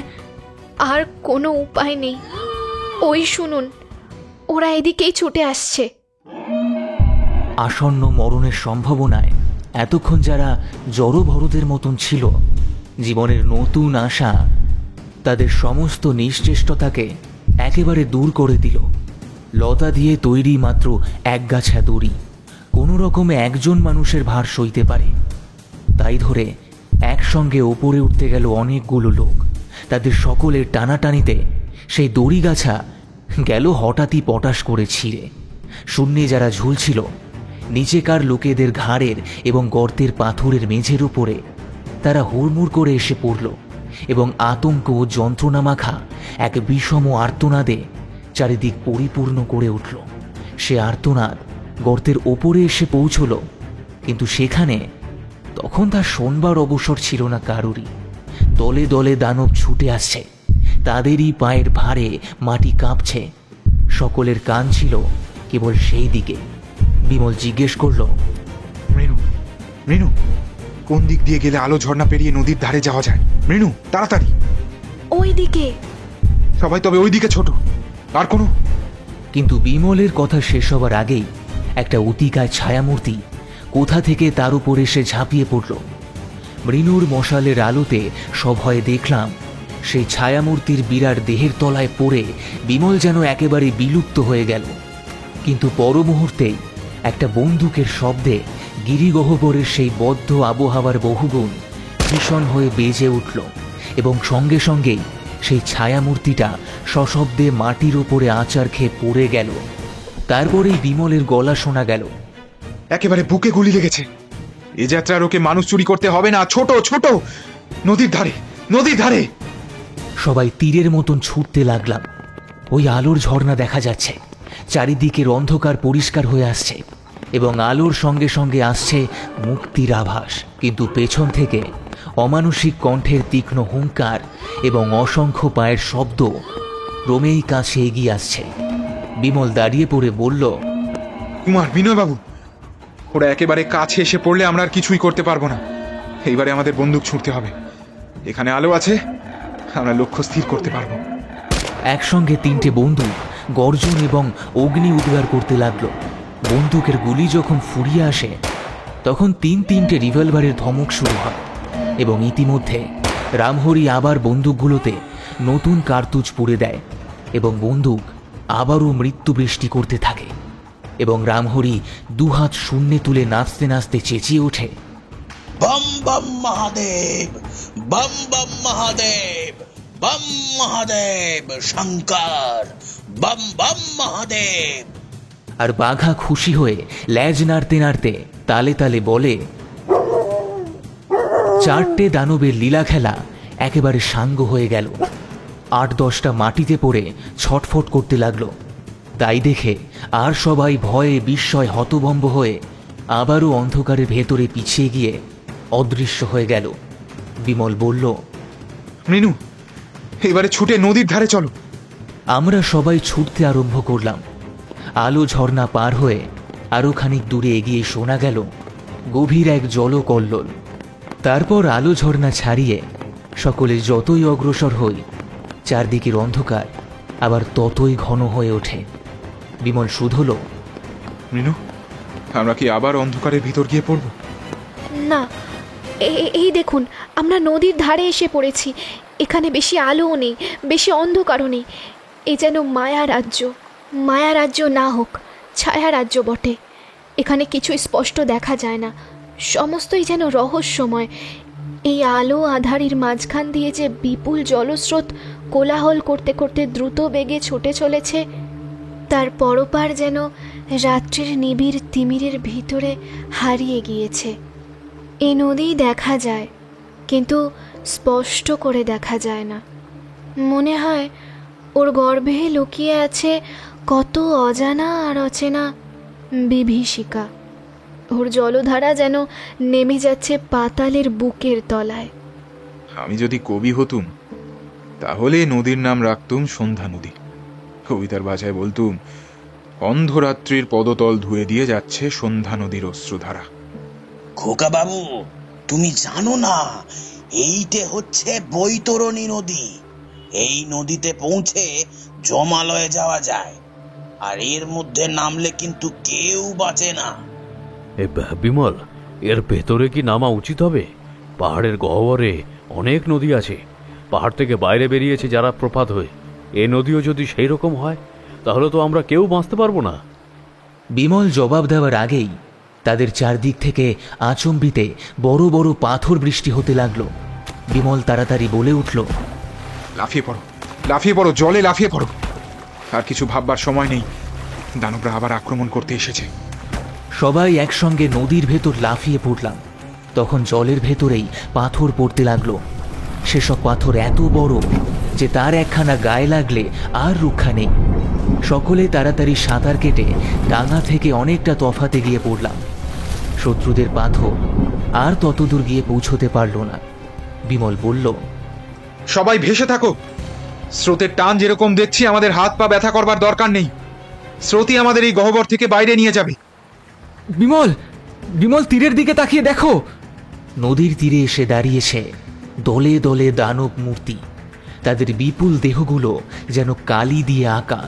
দেখলে মনে হয় কে যেন কতগুলো নিস্পন্দ পাথরের প্রকাণ্ড মূর্তি এনে নদীর ধারে দাঁড় করিয়ে দিয়ে গেছে। নরদানবের সঙ্গে আমাদের সেই কথাই হলো শেষ কথা। তারপর আমরা নিরাপদে আবারও সভ্যতার কোলে ফিরে এসেছিলাম। কিন্তু দার্জিলিংয়ে আর কখনো দানবের অত্যাচারের কাহিনী আমরা আর শুনিনি।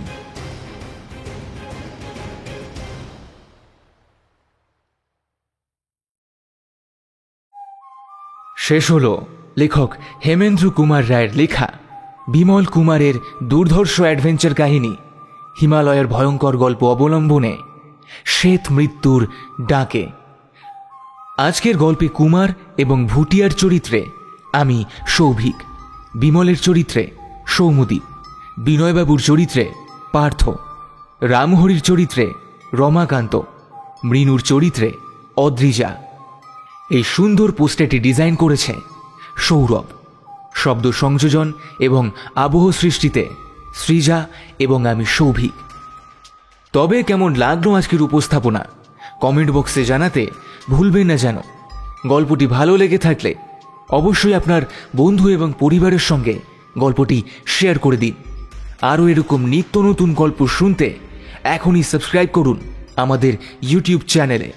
আর সাবস্ক্রাইব করে পাশে থাকা বেল আইকনটিকে অল করে দিতে কিন্তু ভুলবেন না, যাতে আমাদের সমস্ত নতুন গল্পের আপডেটস আপনার কাছে সবার আগে পৌঁছে যায়। তবে আজ চলি, ফিরে আসব আগামী সপ্তাহে আরও একটি নতুন এবং রোমাঞ্চকর গল্প নিয়ে।